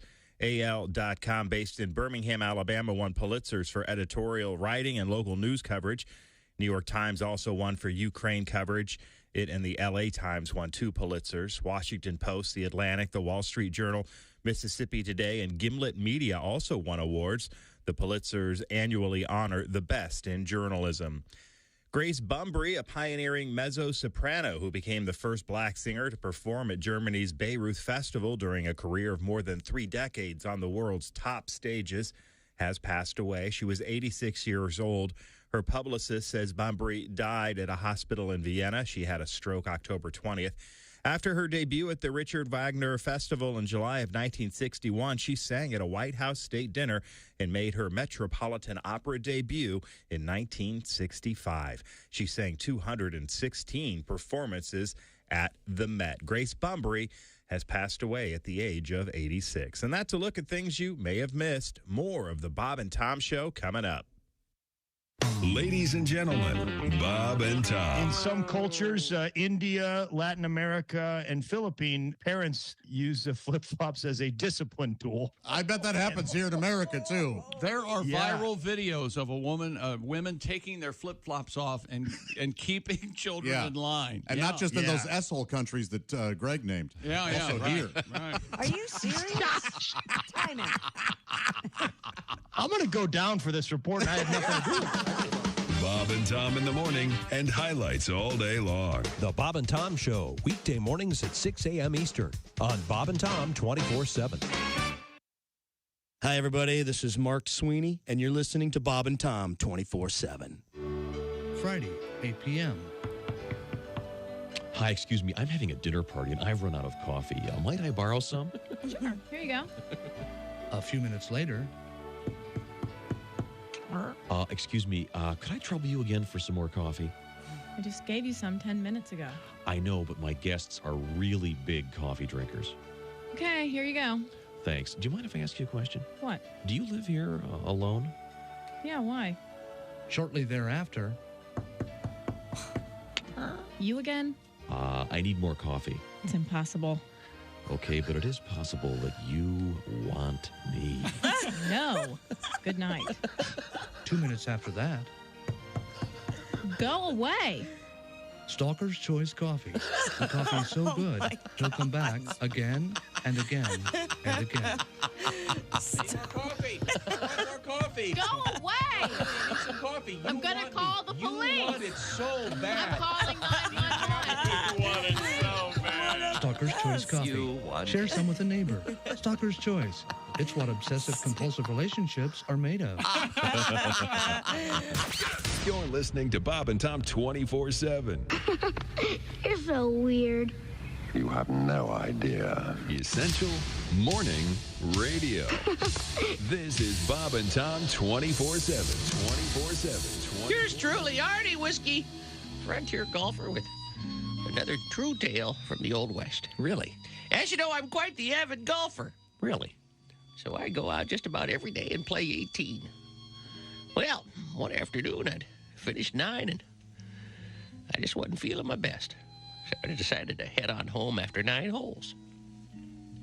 Well, much to my surprise, I mosey up to my house and I see another buggy in the driveway. Mm-hmm. Well, I kind of sneak in the house and I find my wife in bed with another fella. Mm-hmm. I was rather upset. I can see that. I grabbed the guy, got him in a headlock, dragged him down to the garage, grabbed him by the manhood, stuck it in a vise, and squeezed it real tight. Uh-huh. He started screaming, "Oh, Artie, you're not going to cut it off, are you?" I said, "No, you are. I'm going to set the garage on fire."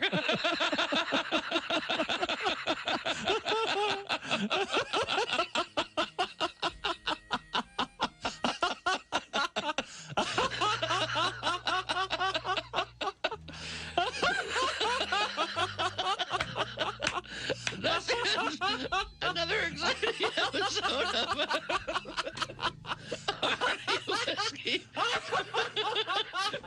Frontier Golf. You know you're too high when you're eating cereal naked and your girlfriend tells you to put some clothes on. You realize it's not your girlfriend. It's just a woman on a bus. That's how you know you're too high. Good morning, sunshine. To the max, there's baloney in our side. Bob and Tom 24/7. Hey, welcome back to the Bob and Tom Show. Christy Lee at the news desk. Hello. There's Pat Godwin. Hello, chick. Hey, he's at the Performance Center. There's Josh Arnold. Hi. The I Hate Steven Singer sidekick chair. There's Ace Cosby. Hey. Willie Griswold in L.A. I'm Chick McGee, and here's Tom Griswold. Thank you very much, Chick. You're welcome. Got to get a song out of Pat here. Yes. Oh. It's been a long morning. We've had 2 lines. Yeah, that's all we've had for you. Squeeze his head till the song comes out. Good for you, Pat. Good for you. Stumbled on one earlier. Same check, doesn't matter. Yep, right? nope. He doesn't get paid by the strum. This is brand new. This is called Girlfriends. You're talking tennis. You're talking work. You're telling me that your ex is a jerk. You mentioned yoga and taking hikes. Your Facebook post got 100 likes. Your kids in college, it's going well. I'm not paying attention, but you can't tell. You started talking when I walked through the door. I'm thinking, don't tell me that's what your girlfriends are for. That's what your girlfriends, that's what your girlfriends are for. Pillow talk and your bedroom decor. Yeah, well, don't tell me that's what your girlfriends are for. You're talking book club. You're talking wine. Something's where you like to dine. I don't know thread counts. I can't relate. I'm just trying to concentrate. You talk a lot as you sip and chew, and I just nod. I got work to do. You hired me to do your kitchen floor, so don't tell me that's what your girlfriends are for. That's what your girlfriends. That's what your girlfriends are for. I'm just here to fix your broken door. So don't tell me that's what your girlfriends, that's what your boyfriends, that's what your husbands are for. My ears are sore. Wow, that was a nice save. Yeah. Am I right? Yeah. I was thinking. Got you nervous, huh? I was thinking the same thing. Don't worry about me. I'm sure when you wrote that, you were desperately trying to figure out a way to did not get have the a hell out second of verse. it. Christy, have you chatted up a service person before? Like, somebody over working on your fridge or whatever? Just recently. Why? Not you mean not No, chatted up? he means Oh, like you mean in hit the on? porno movies. No, not hit on. No. But I mean, like, oh, yeah, so how's your day? Oh, yeah, today Yes. I had a young man that came over and replaced a toilet for me, and found out he and his son raced motocross, and I was very excited Wait a about minute. it. And Somebody came over and replaced your toilet? Yeah. And the work's all done? Yeah. And you're pleased with it? Yeah. Well, I would have done that for nothing. A chick loves working on toilets. not. I could do. I asked you, and you totally said no. Oh, is that right? Yeah. Oh, okay. Well, Yeah. well Keith, now if that it's you're all listening. done, I do what every, I think, guy does when a when somebody's You over hide? there working. I start working on something in myself. Oh, really? Like rearrange your books? That's right. I do that too. Are you serious? Is that like a man thing? Yeah, you feel lazy. So you draw attention to the fact you have books. Is that what you do? Yes, that's right. Look do at this. Do you feel less manly if another man's working on something in your house and you're not doing anything? No, I just feel weird sitting there. So I go, I may as well do something. Same here. Yeah. Okay. So I go outside Yeah, most often. sure. Josh wants to feel more manly, so we'll sit down and watch Truman. Truman. Fine movie. It's time to release the dogs. We got a great dog story we've been promising all morning. Yes, listen up to all my friends in Charleston, South Carolina.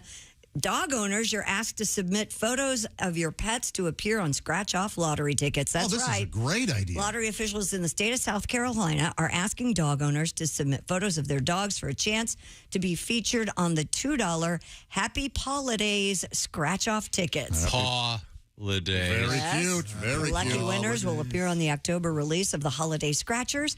That, according to the South Carolina Education Lottery. Cool. Yeah. That's a great idea. Probably is even better if your dog is scratching at the time of the photograph. Don't you think? I mean, nothing too graphic. Well, why? Oh, it's a scratcher. These are scratch-off tickets, not lick-off tickets. Do you know how often you say, nothing too graphic? That's amazing. That's a great, fun idea, though. Sure it is, yeah. The Happy paw, I got to pronounce it slowly. Holidays. Paw. It's a bad Holiday. pun, okay? It's Stop. fun. You hate puns. I do. It's the lowest form of comedy. Look it up. Look it up. Look it up. You're no fun, pun. That's fun. Maybe you get a nice picture of a doggy and win a few bucks. How much fun is that? Okay, well, thank you. Scratchers. How much fun is that? We have Westminster tonight. Don't forget. This is isn't this Best of Show night, I think, maybe? Yeah. Not me. Yeah. My Westminster show is in January. You know that there's an Australian Shepherd chick that's going to be competing for Best in Show. Is that Won right? last night, yeah. An American Scientific Advisory Panel. Now, wait a second. Now, has each category already been No, determined? they only have half of them done, and then the other half, and then they go for Best in Show. Okay. 'Cause I think it's a Boston Terrier, a Dachshund, an Australian Shepherd, and then there's a dog that has the last name Vendée, which is the area in France where I visited. I'd never heard of before. Yeah, they don't have like golden retriever. Well, I think that's categories tonight. I'm rooting for the Boston Terrier. I love BTs. Really? Yes, I do. Well, Winston almost won last year, so there's a good chance he'll probably win this year. I know That's the that Boston Terrier. the Lassie, the collie, had to withdraw. Why's that? Her owner Timmy got caught in a mine shaft. Oh no! And she had to leave the facility to go rescue. Is that right? Yeah. Okay. Sorry. I don't think there's a Westminster in January, Tick. I always thought the dog show was some other time too. I could have sworn it was around May January. doesn't sound right to me. This is wrong. Okay. Somebody help me with this. Or maybe I'm deluded. It's Mandela. Wasn't yesterday the anniversary of the first one? I think. Well, what have I been watching in January? Is it Maybe like they moved it this year. tape things? Never We'll mind. have to look it up. You know what happened to me the other day, though? I've got a new provider for my television, and it has a DVR that runs all the time, I guess, unless you choose to go live. And it happened to me, just like happened to you, Tom. You thought the NBC was a direct feed at 6:15 in the evening, and I was watching this thinking it was another time. I was almost late to work because, well, it's 4:30. I got a whole hour left. No, I was watching a recorded show, Tom. The first Westminster Dog Show took place on May 8th, 1877. Well, I don't know what I've been watching, but there you go. Yeah. The winner was a golden doodle, funny enough. It always seemed like it coincided with That some... was a joke. That is funny, but it coincided with some... Like a football Thanksgiving game or something. Yeah, that you couldn't watch both at the same time. Yeah. There was a Hey, conflict. by the way, new King of England. Yes. Charles III. Uh-huh. The commemorative mugs are out. I don't know if you've seen them. They're amazing. That's funny. How about that, Tom? You see the commemorative mugs? He looks so sad. King Charles. Oddly shaped head. It's just his face. It's just his mug, if you will, with dual handles where his ears would be. Oh, because he's large-eared. Yeah, he's very jug-eared, some would say. I think he could put someone to death for buying those. Not he's anymore. king now, He right? used to be able to. Yeah. Oh, God, I'd have so many people murdered. I know that's sort of the crux of that Tim Wilson thing, but he's right. Okay, I'm being told by the one of the greatest radio show producers in the history of the world that the AKC National Championships are in January. Ah. So maybe that's what I've been... Okay. And those are held in Westminster. That's the last thing I'm going to say. I'm not talking anymore this morning. Tom, you're fumbling with papers. None of You know what? I give you credit. None of You you are lasted listening. longer than most days. None of you are lit. Well. Yes, I'm the fly in the ointment. I'm sorry. Coming up, we have the monkey shortage. Because I love. The monkey shortage and snooping on people's phones. Are monkeys like bees? If we run out of monkeys, will it'll be trouble? Well, monkeys are used for a lot of scientific research, and it's very important to have monkeys around here. And there's a shortage. And because we've been, like everything else, getting everything from another country, we need some American monkeys, ladies and gentlemen. American Are you saying that foreign monkeys are coming in here and taking American monkeys' jobs? Well, it's very important with these scientifically bred monkeys that they have certain genetic characteristics. This is a little above your pay grade. Okay. With respect. Why is a monkey wrench called a monkey wrench? I understand. That's a great question. Yeah. Is it because they're so simple that a monkey could use it? No, it's shaped like a monkey's penis. Is that right? Yeah. I would have gone with a monkey's fist, but... well, no, why would you say that? That's wrong. I just explained it to you. I'm not all that familiar with MDs, as they call them in the trade. You know something? I know what I want to do. I want to change the subject. I am going to rescue a bunch of people right now. That's right. I'm going to do this as a public service. Mother's Day is this Sunday. So you have been warned that the clock is ticking. Don't be the guy that goes into the grocery store on the way home from work on Sunday or Saturday and go, oh, well, I wonder if they have any flowers left. No, you can take care of this right now. Check this box by going to IHateStevenSinger.com. Steven Singer, of course, is the main man at Steven Singer Jewelers. They've got all kinds of great gifts for Mother's Day. Think of all those moms in your life and show them how much you love them by getting them something nice.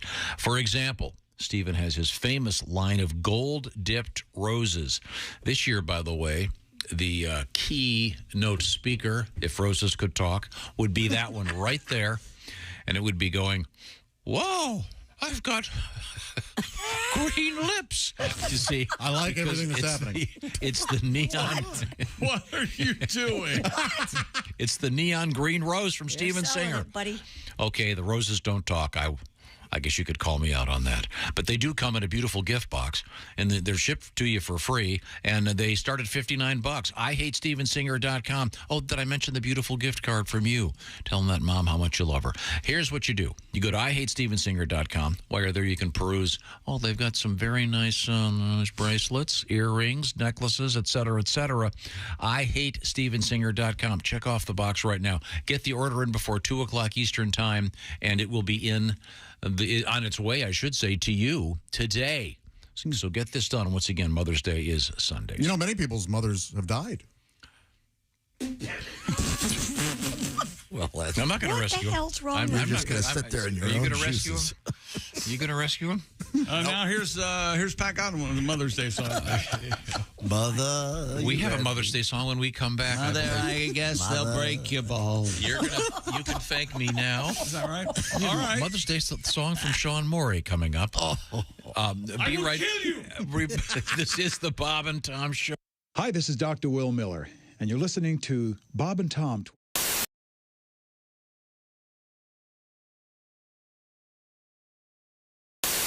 I wrote this song. It's a revenge song for all of today's country music fans. All right. And this is it.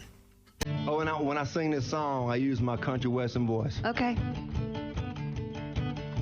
When I get paid on Friday, I'm headed to the honky-tonk.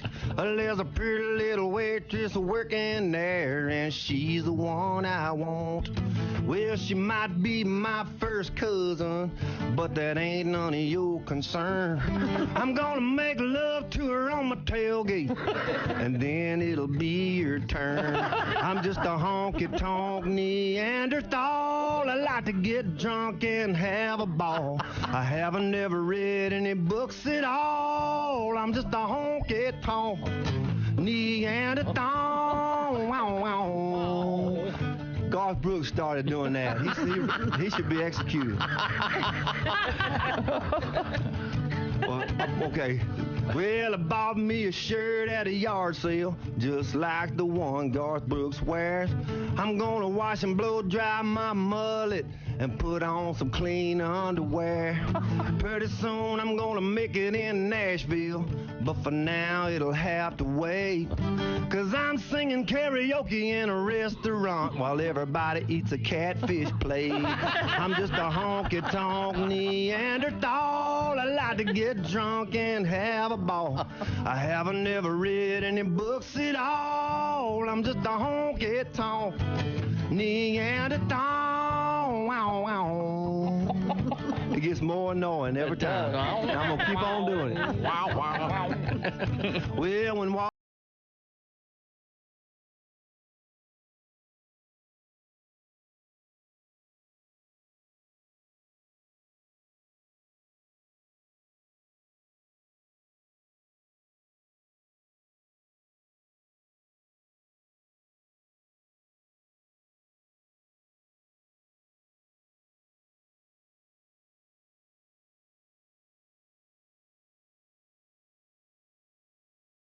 I haven't ever read.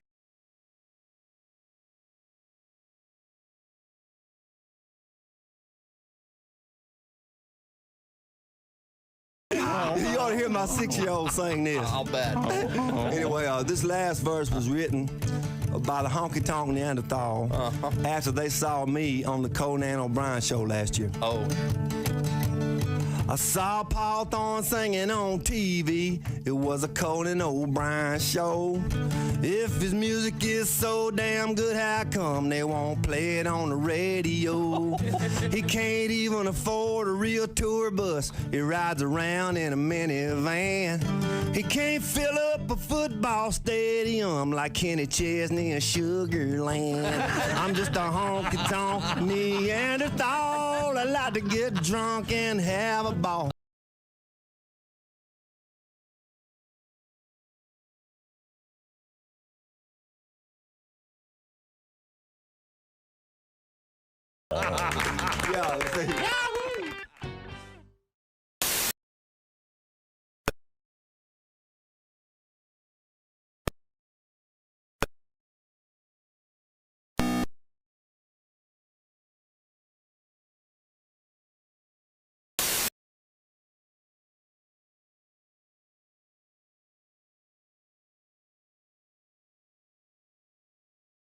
Truth, lady, I'm not that good at this job.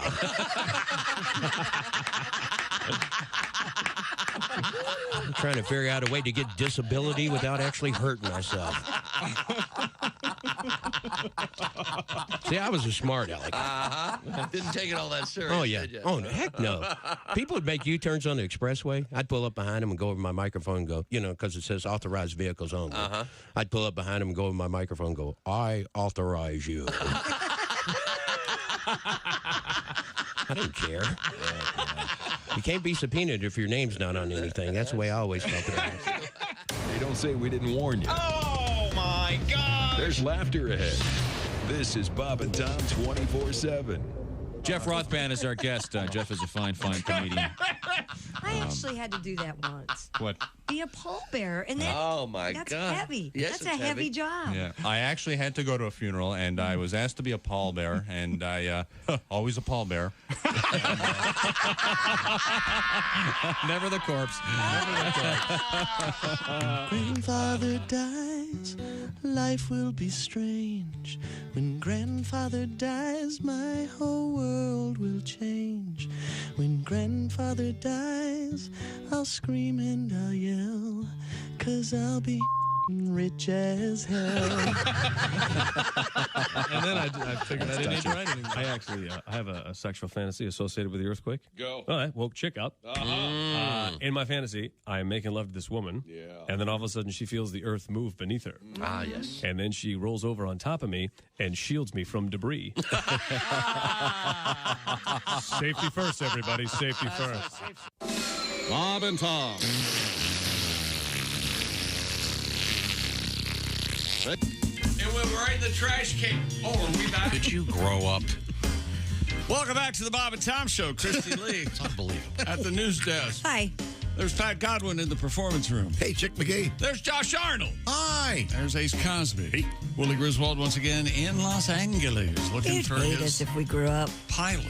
Do you have any and here's Vaseline Tom. over there? Vaseline? What No, for? why? I want to cram this paper football. No. I That kicked was a it all good the way shot, over there. though. Yeah, and it was right down the middle. Okay, very good. Dear people, That's us. Or we. my That's son was listening this morning. No word on how old this kid is. About your conversation concerning dog poop cleanup. Yes. Your service is called Mr. Biscuits. And then someone else has a service called Call of Duty, Yeah. DOODEE. Funny. Well, in Youngstown, Ohio, we have a business named the Turd Bandit. No. The logo is a turd with a cowboy hat and a bandana over his face. Wow. He said it's really quite clever.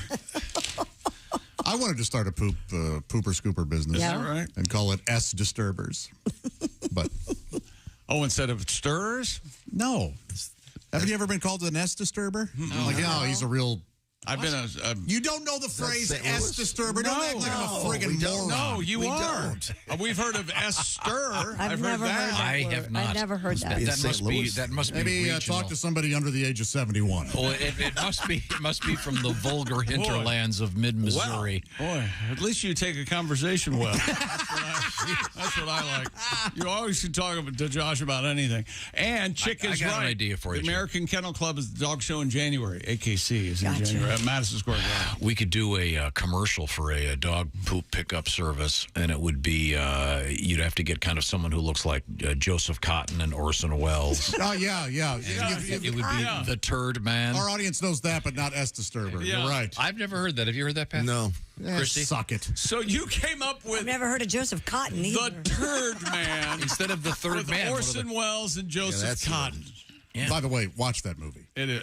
Oh my God! It's a good Yes. What movie. movie And is watch. it? Do you find that the music gets a little irritating? Not at all. Really? I think it's a near perfect What movie. movie? It's in Strangers on a Train. Third Man? Yeah, The Third Man. Yeah. Okay.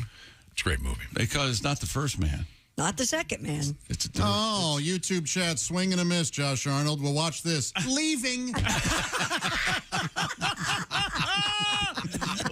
I have never heard. Josh Arnold has left this conversation. It doesn't hold the power when I have to say S instead of the actual No, word. I've never heard the but I've phrase. never I know heard what the you're phrase. trying to get. We Ace, have you have, and I guess us oldies. You're a real S Disturber. No. I've never heard This is this must be a regional thing that you picked up. I got a region for you to pick up. Well, I'm sorry, I don't have tweezers that long. I'm getting more about this S Disturber from someone closer to my age. Josh tried to cram S Disturber in the it bit, and we all told him it wasn't a thing. I don't remember that. I love it. I have heard. I stand by this. I have heard S stir. I have. Okay, I all have right. heard that. You know what? Disturber. I apologize. I thought this was a well-known colloquialism. But So I is guess it like stirring the pot? It's like a, you can really stir the S or whatever, like that kind of, yeah. Now, or you can disturb the S, evidently. Yes, yeah. When I grew, that was everywhere when I. Must be a St. Louis thing. It was everywhere within a 3-block radius. It was all over the entire world as far as you were Your dad made at least half of one zip code knows that phrase.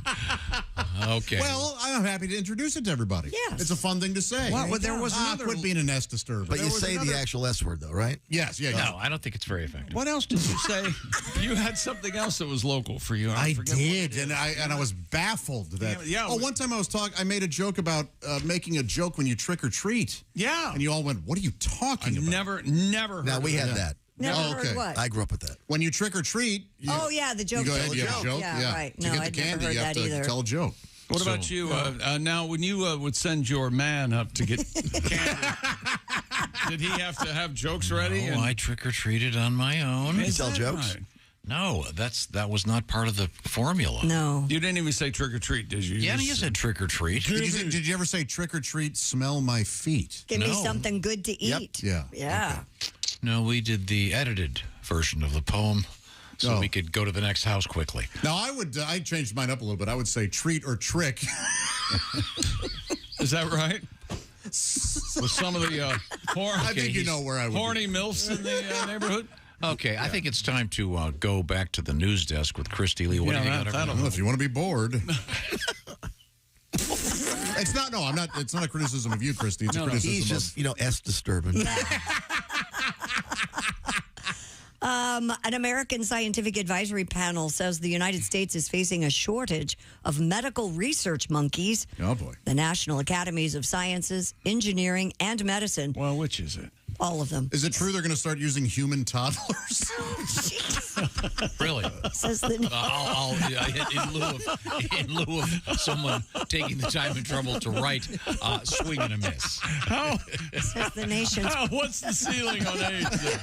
Like 3, 2 or 3, I would guess. Says the nation's preparedness is undermined by having to depend on imports of monkeys. That vulnerability was highlighted when the U.S. experienced a 20% drop in the imports of macaques when China suddenly stopped exporting them. Yeah. So we've been relying on China for our research monkeys, apparently. But it's my understanding that anytime you use these animals in research, they have to be genetically of a certain strain. You've got to make sure that they're, proper mice or whatever they might be. So we got to start breeding American monkeys for scientific research. Yeah. Which I'm sure is probably fairly unpopular. I would imagine there are some folks who would be against it.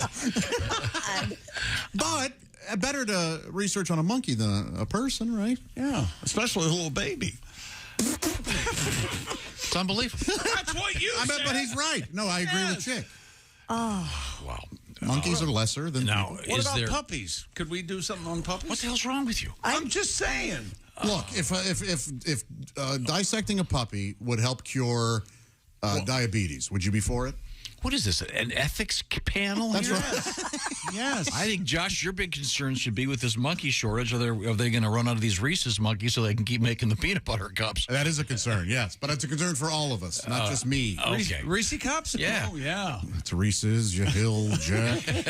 Christy. A 14-year-old. Wait a minute, Pat. What? You have a song about monkeys, don't you? I did it earlier. Yeah. See, Mickey Dolenz is out there touring. Yeah, is he? Yeah. Monkey Mickey left. Dolenz, who sang the bigger hits of the great band, the Monkees. Don't shortchange my Davy Jones. Hey, we're the Monkees. Remember that? Man. Yeah. He's got to change it up a little bit. I love that song. Here I come, walking down the street. I get the funniest looks from everyone I meet. Hey, I'm a monkey. People say I monkey around, but I'm too busy singing to put anybody down. Yeah. See what I mean? He's by himself. Sure. Oh, that's it? That was always it. That was always all I you told had. you in the hallway that was it. It seems like it was 5 seconds ago I said that was it. There should be a lot more to that. I thought there was going to be, maybe a second half verse or something. I loved it, Pat. Thank you. Swing and a miss. Swing and a miss. Very nice. That should have been my album title. Okay, Christy, you've been A talking 14-year-old boy in Tennessee facing multiple charges after he allegedly stole a school bus and drove it around Nashville. The Metropolitan Nashville Police Department said the teen took the bus from Kipp College Prep in Antioch.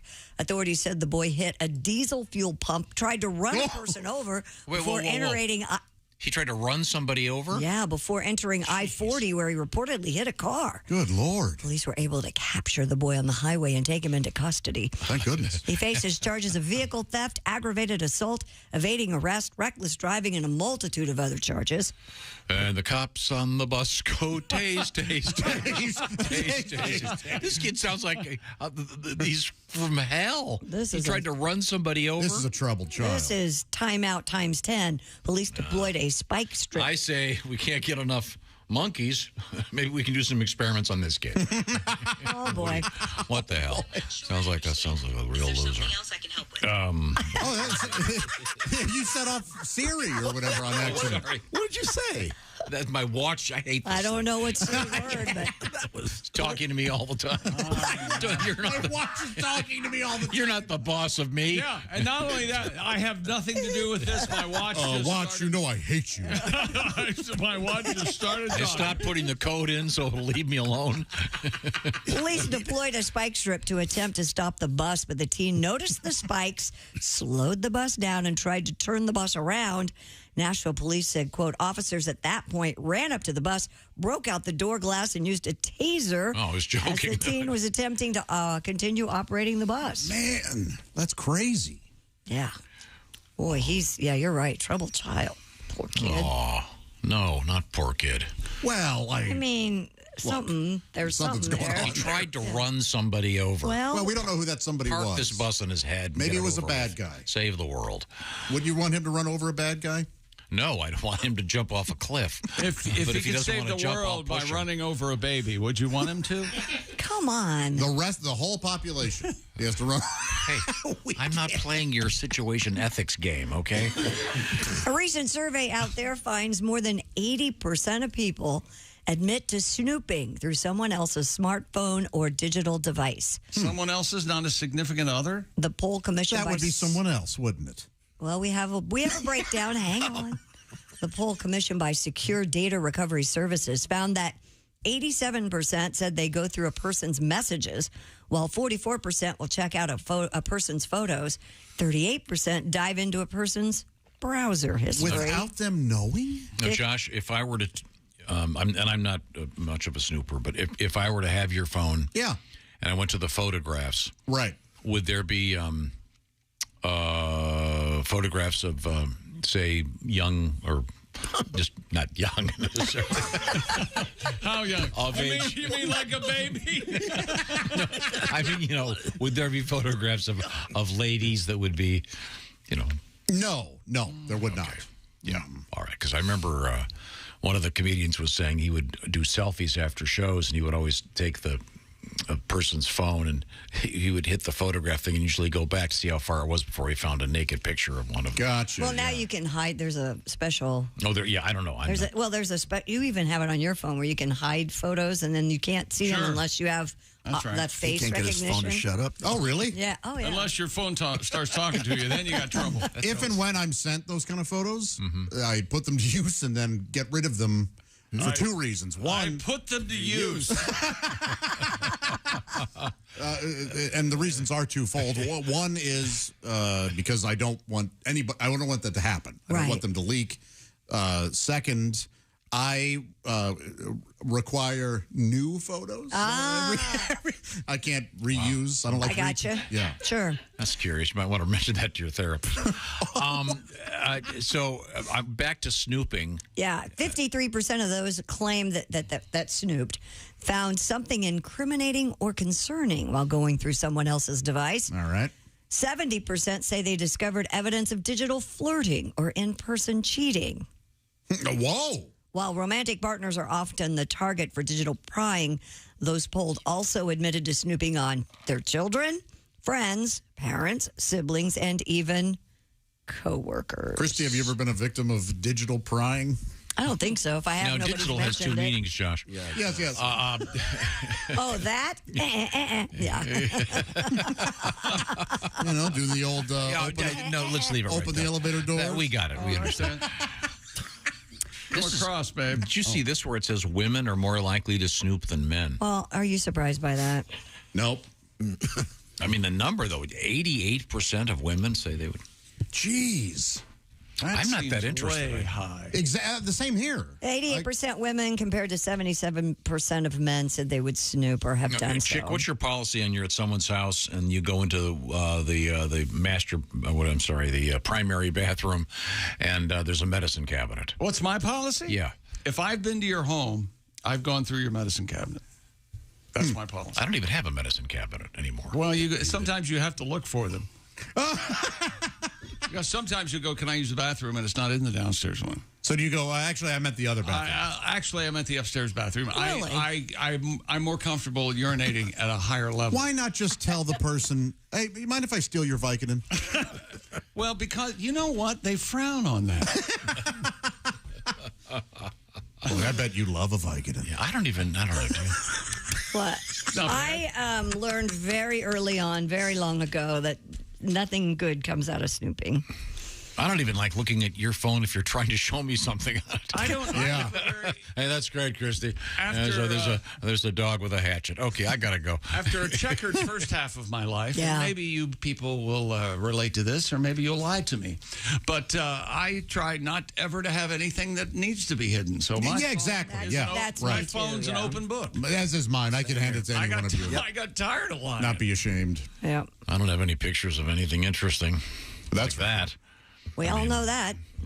You have pictures of babies, though, don't you? I got dogs and kids and dogs and kids and dogs and kids. Yeah. An occasional, like once a month, I'll take a picture of some food at a restaurant and send it to. What about your girl? You don't take pictures of your... Of course. I'm just saying it's all family stuff. It's nothing that interesting. But, I'm sure that a lot of folks... pictures of her bosoms? yeah, of course. That's what Would you like some? Oh, boy.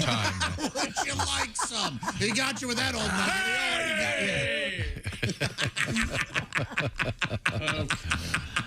Right now, I want to talk about home repair because if you've got anything going on right now, you know that it's really tougher than ever to find people to work on things like home repairs and all kinds of stuff. That's where Josh was working on something, and you got some help from Angie. That's right, because as you said, Tom, it is difficult to find some pros and even to find the pros that are perfect for the job you need done. Well, Angie's list is now Angie, your home for everything home, and Angie will help you out. Angie doesn't just get your home projects done, Angie gets them done well.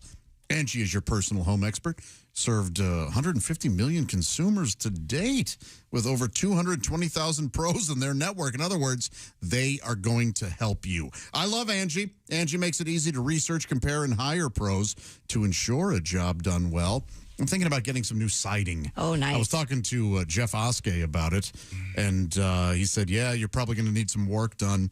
Go to Angie. And I said, well, of course I'm going to. They have the pros that I need. Angie has simplified finding help for home projects. In just a few taps in the app or clicks on the site, you can have Angie tackle your home service project from start to finish. Or you can do what I'm doing with my siding right now, research and connect with local pros for a specific project to see how much it'll cost. And that's what is one of the wonderful things about Angie. You can get a fair price for your project. Angie has projects priced up front. They clearly lay out the cost before you buy. No surprises, no sticker shock when that bill is given to you. Angie, my go-to for all types of projects. Angie can help with hundreds of things, small repairs, major remodels, what have you. Angie, my go-to for anything I need to get done around the house. Download the free Angie mobile app today or visit their website, Angie.com. That's ANGI.com. You really will find everybody that you need to work on your house. Thank you, Angie. You know, Pat, I enjoyed your song about the monkey. Thank you. Maybe we could do it again.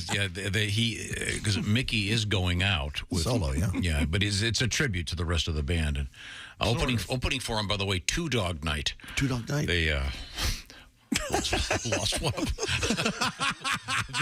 This is the Bob and Tom Show. Thanks for listening to the Bob and Tom Show this morning.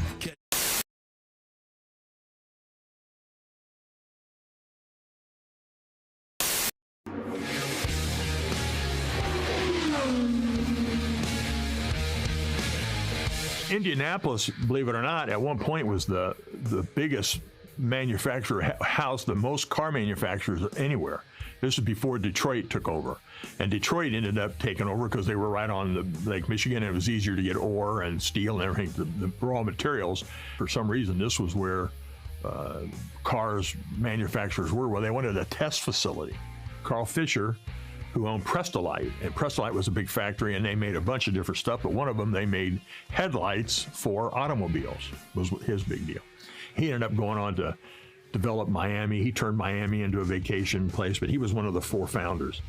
And they go, we need a place. Well, Speedway at that time, that was out in the country. And so they bought this property. How big are we going to make the track? And they're kicking it around.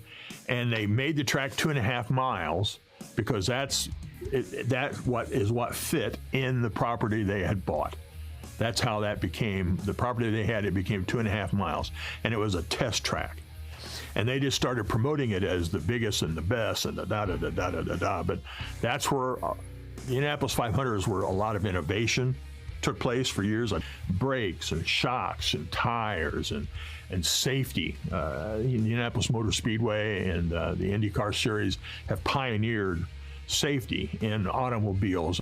So how did it become the biggest and the best? I mean, just the daringness of the drivers, the innovation that took place, and again, the purses were always the biggest, and it was just where everybody from all over the world wanted to come.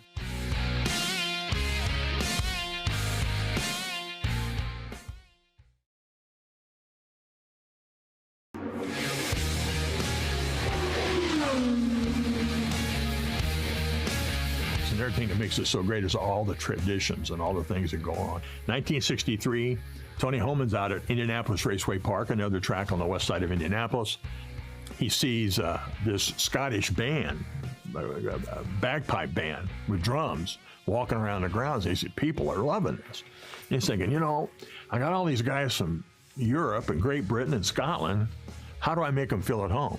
So he invited this doctor who was heading up this bagpipes band. Why don't you come to the track? And so in 1963, 60 years ago, the Gordon Pipers performed at the Indianapolis Motor Speedway for the very first time, and they have every year since. And 4 Gordon Pipers always welcome the winner back into Victory Lane. And it's a tradition because that's congratulating the winners on keeping all 4 wheels on it for 500 miles.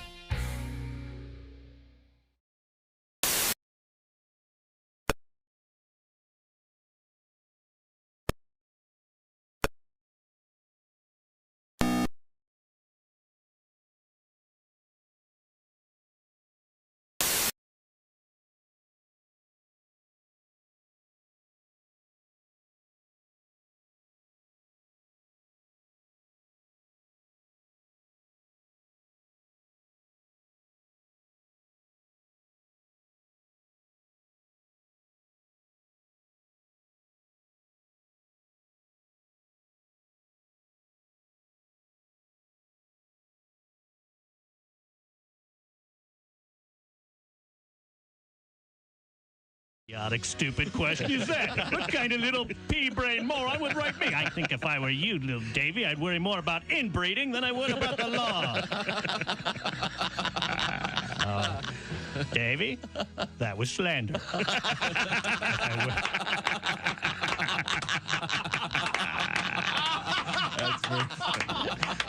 If I would have written it down, it would have been libel. This has been the Law Minute with ex-attorney Jack Thomas. Remember, ladies and gentlemen, the law is your friend. It's the lawyers you have to watch out for. And remember this, the preceding has been a joke, not legal advice. Learn to know the difference.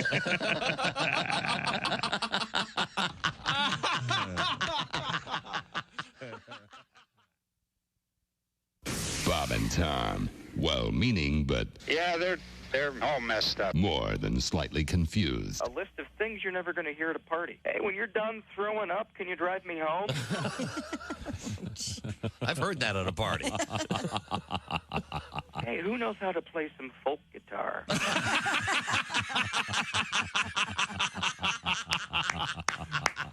The clogged toilet? That was me. Hey, the keg's dry, but I think we've all had enough. Oh, yeah. Listen, I hate to waste time, so who here besides me has herpes?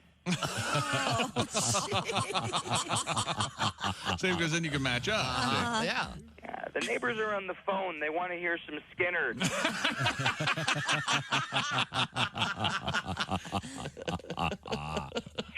I can't hear the coked up guy talking. I want to hit on her, but she's so drunk.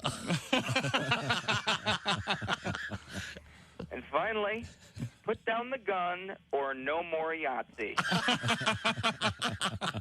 Yeah, you never hear that one. With us in the studio, comedian John Garrett. You have a straight job? I mean, like a normal day-to-day thing? Yeah, I actually do. I'm actually a CPA, believe it or not. Oh, yeah, and that spells party. Yeah, it does. Most people think CPAs are hysterical. Yeah.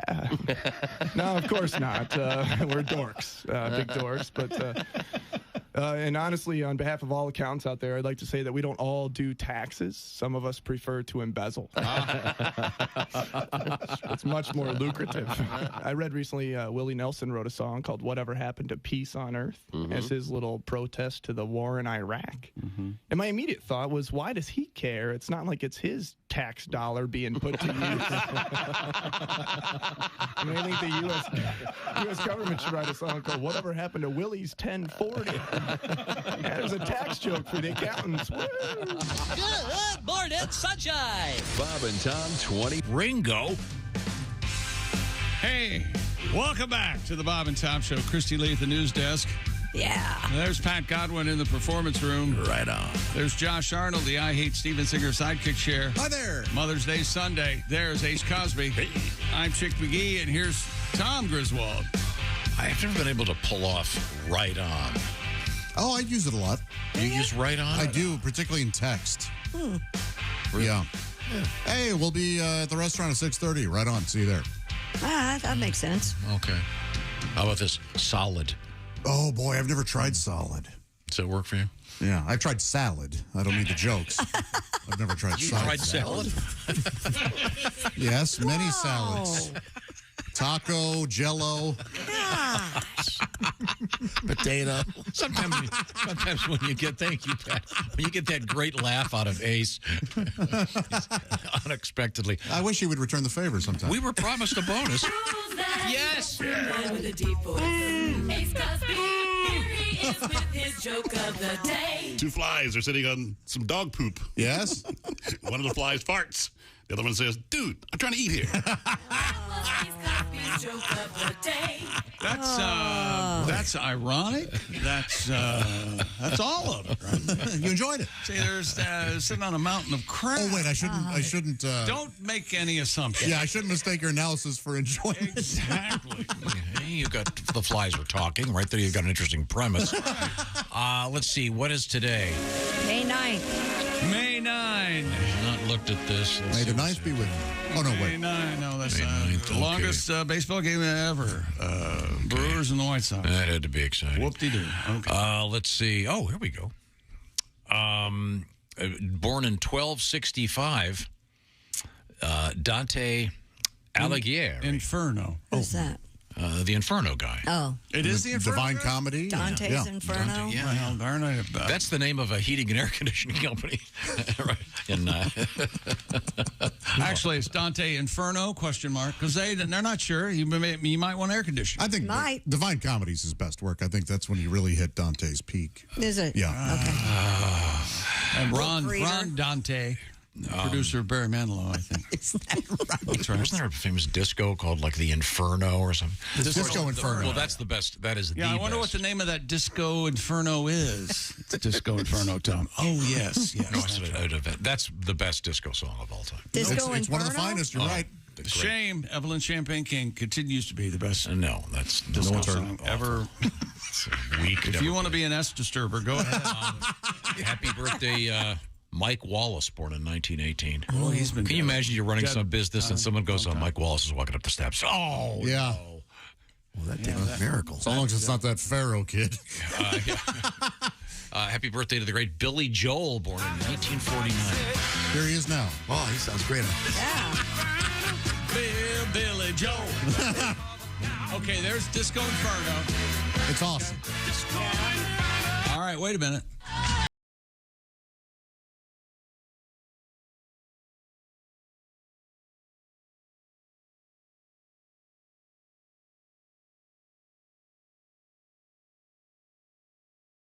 Thereby, Is that fair to say? It's not a Lakeshore Drive, but I tell you Okay, let's see. In history today, ooh, yikes, this is problematic. Hitler or something? 1502. Thank you. That really helps. Now I can't read it.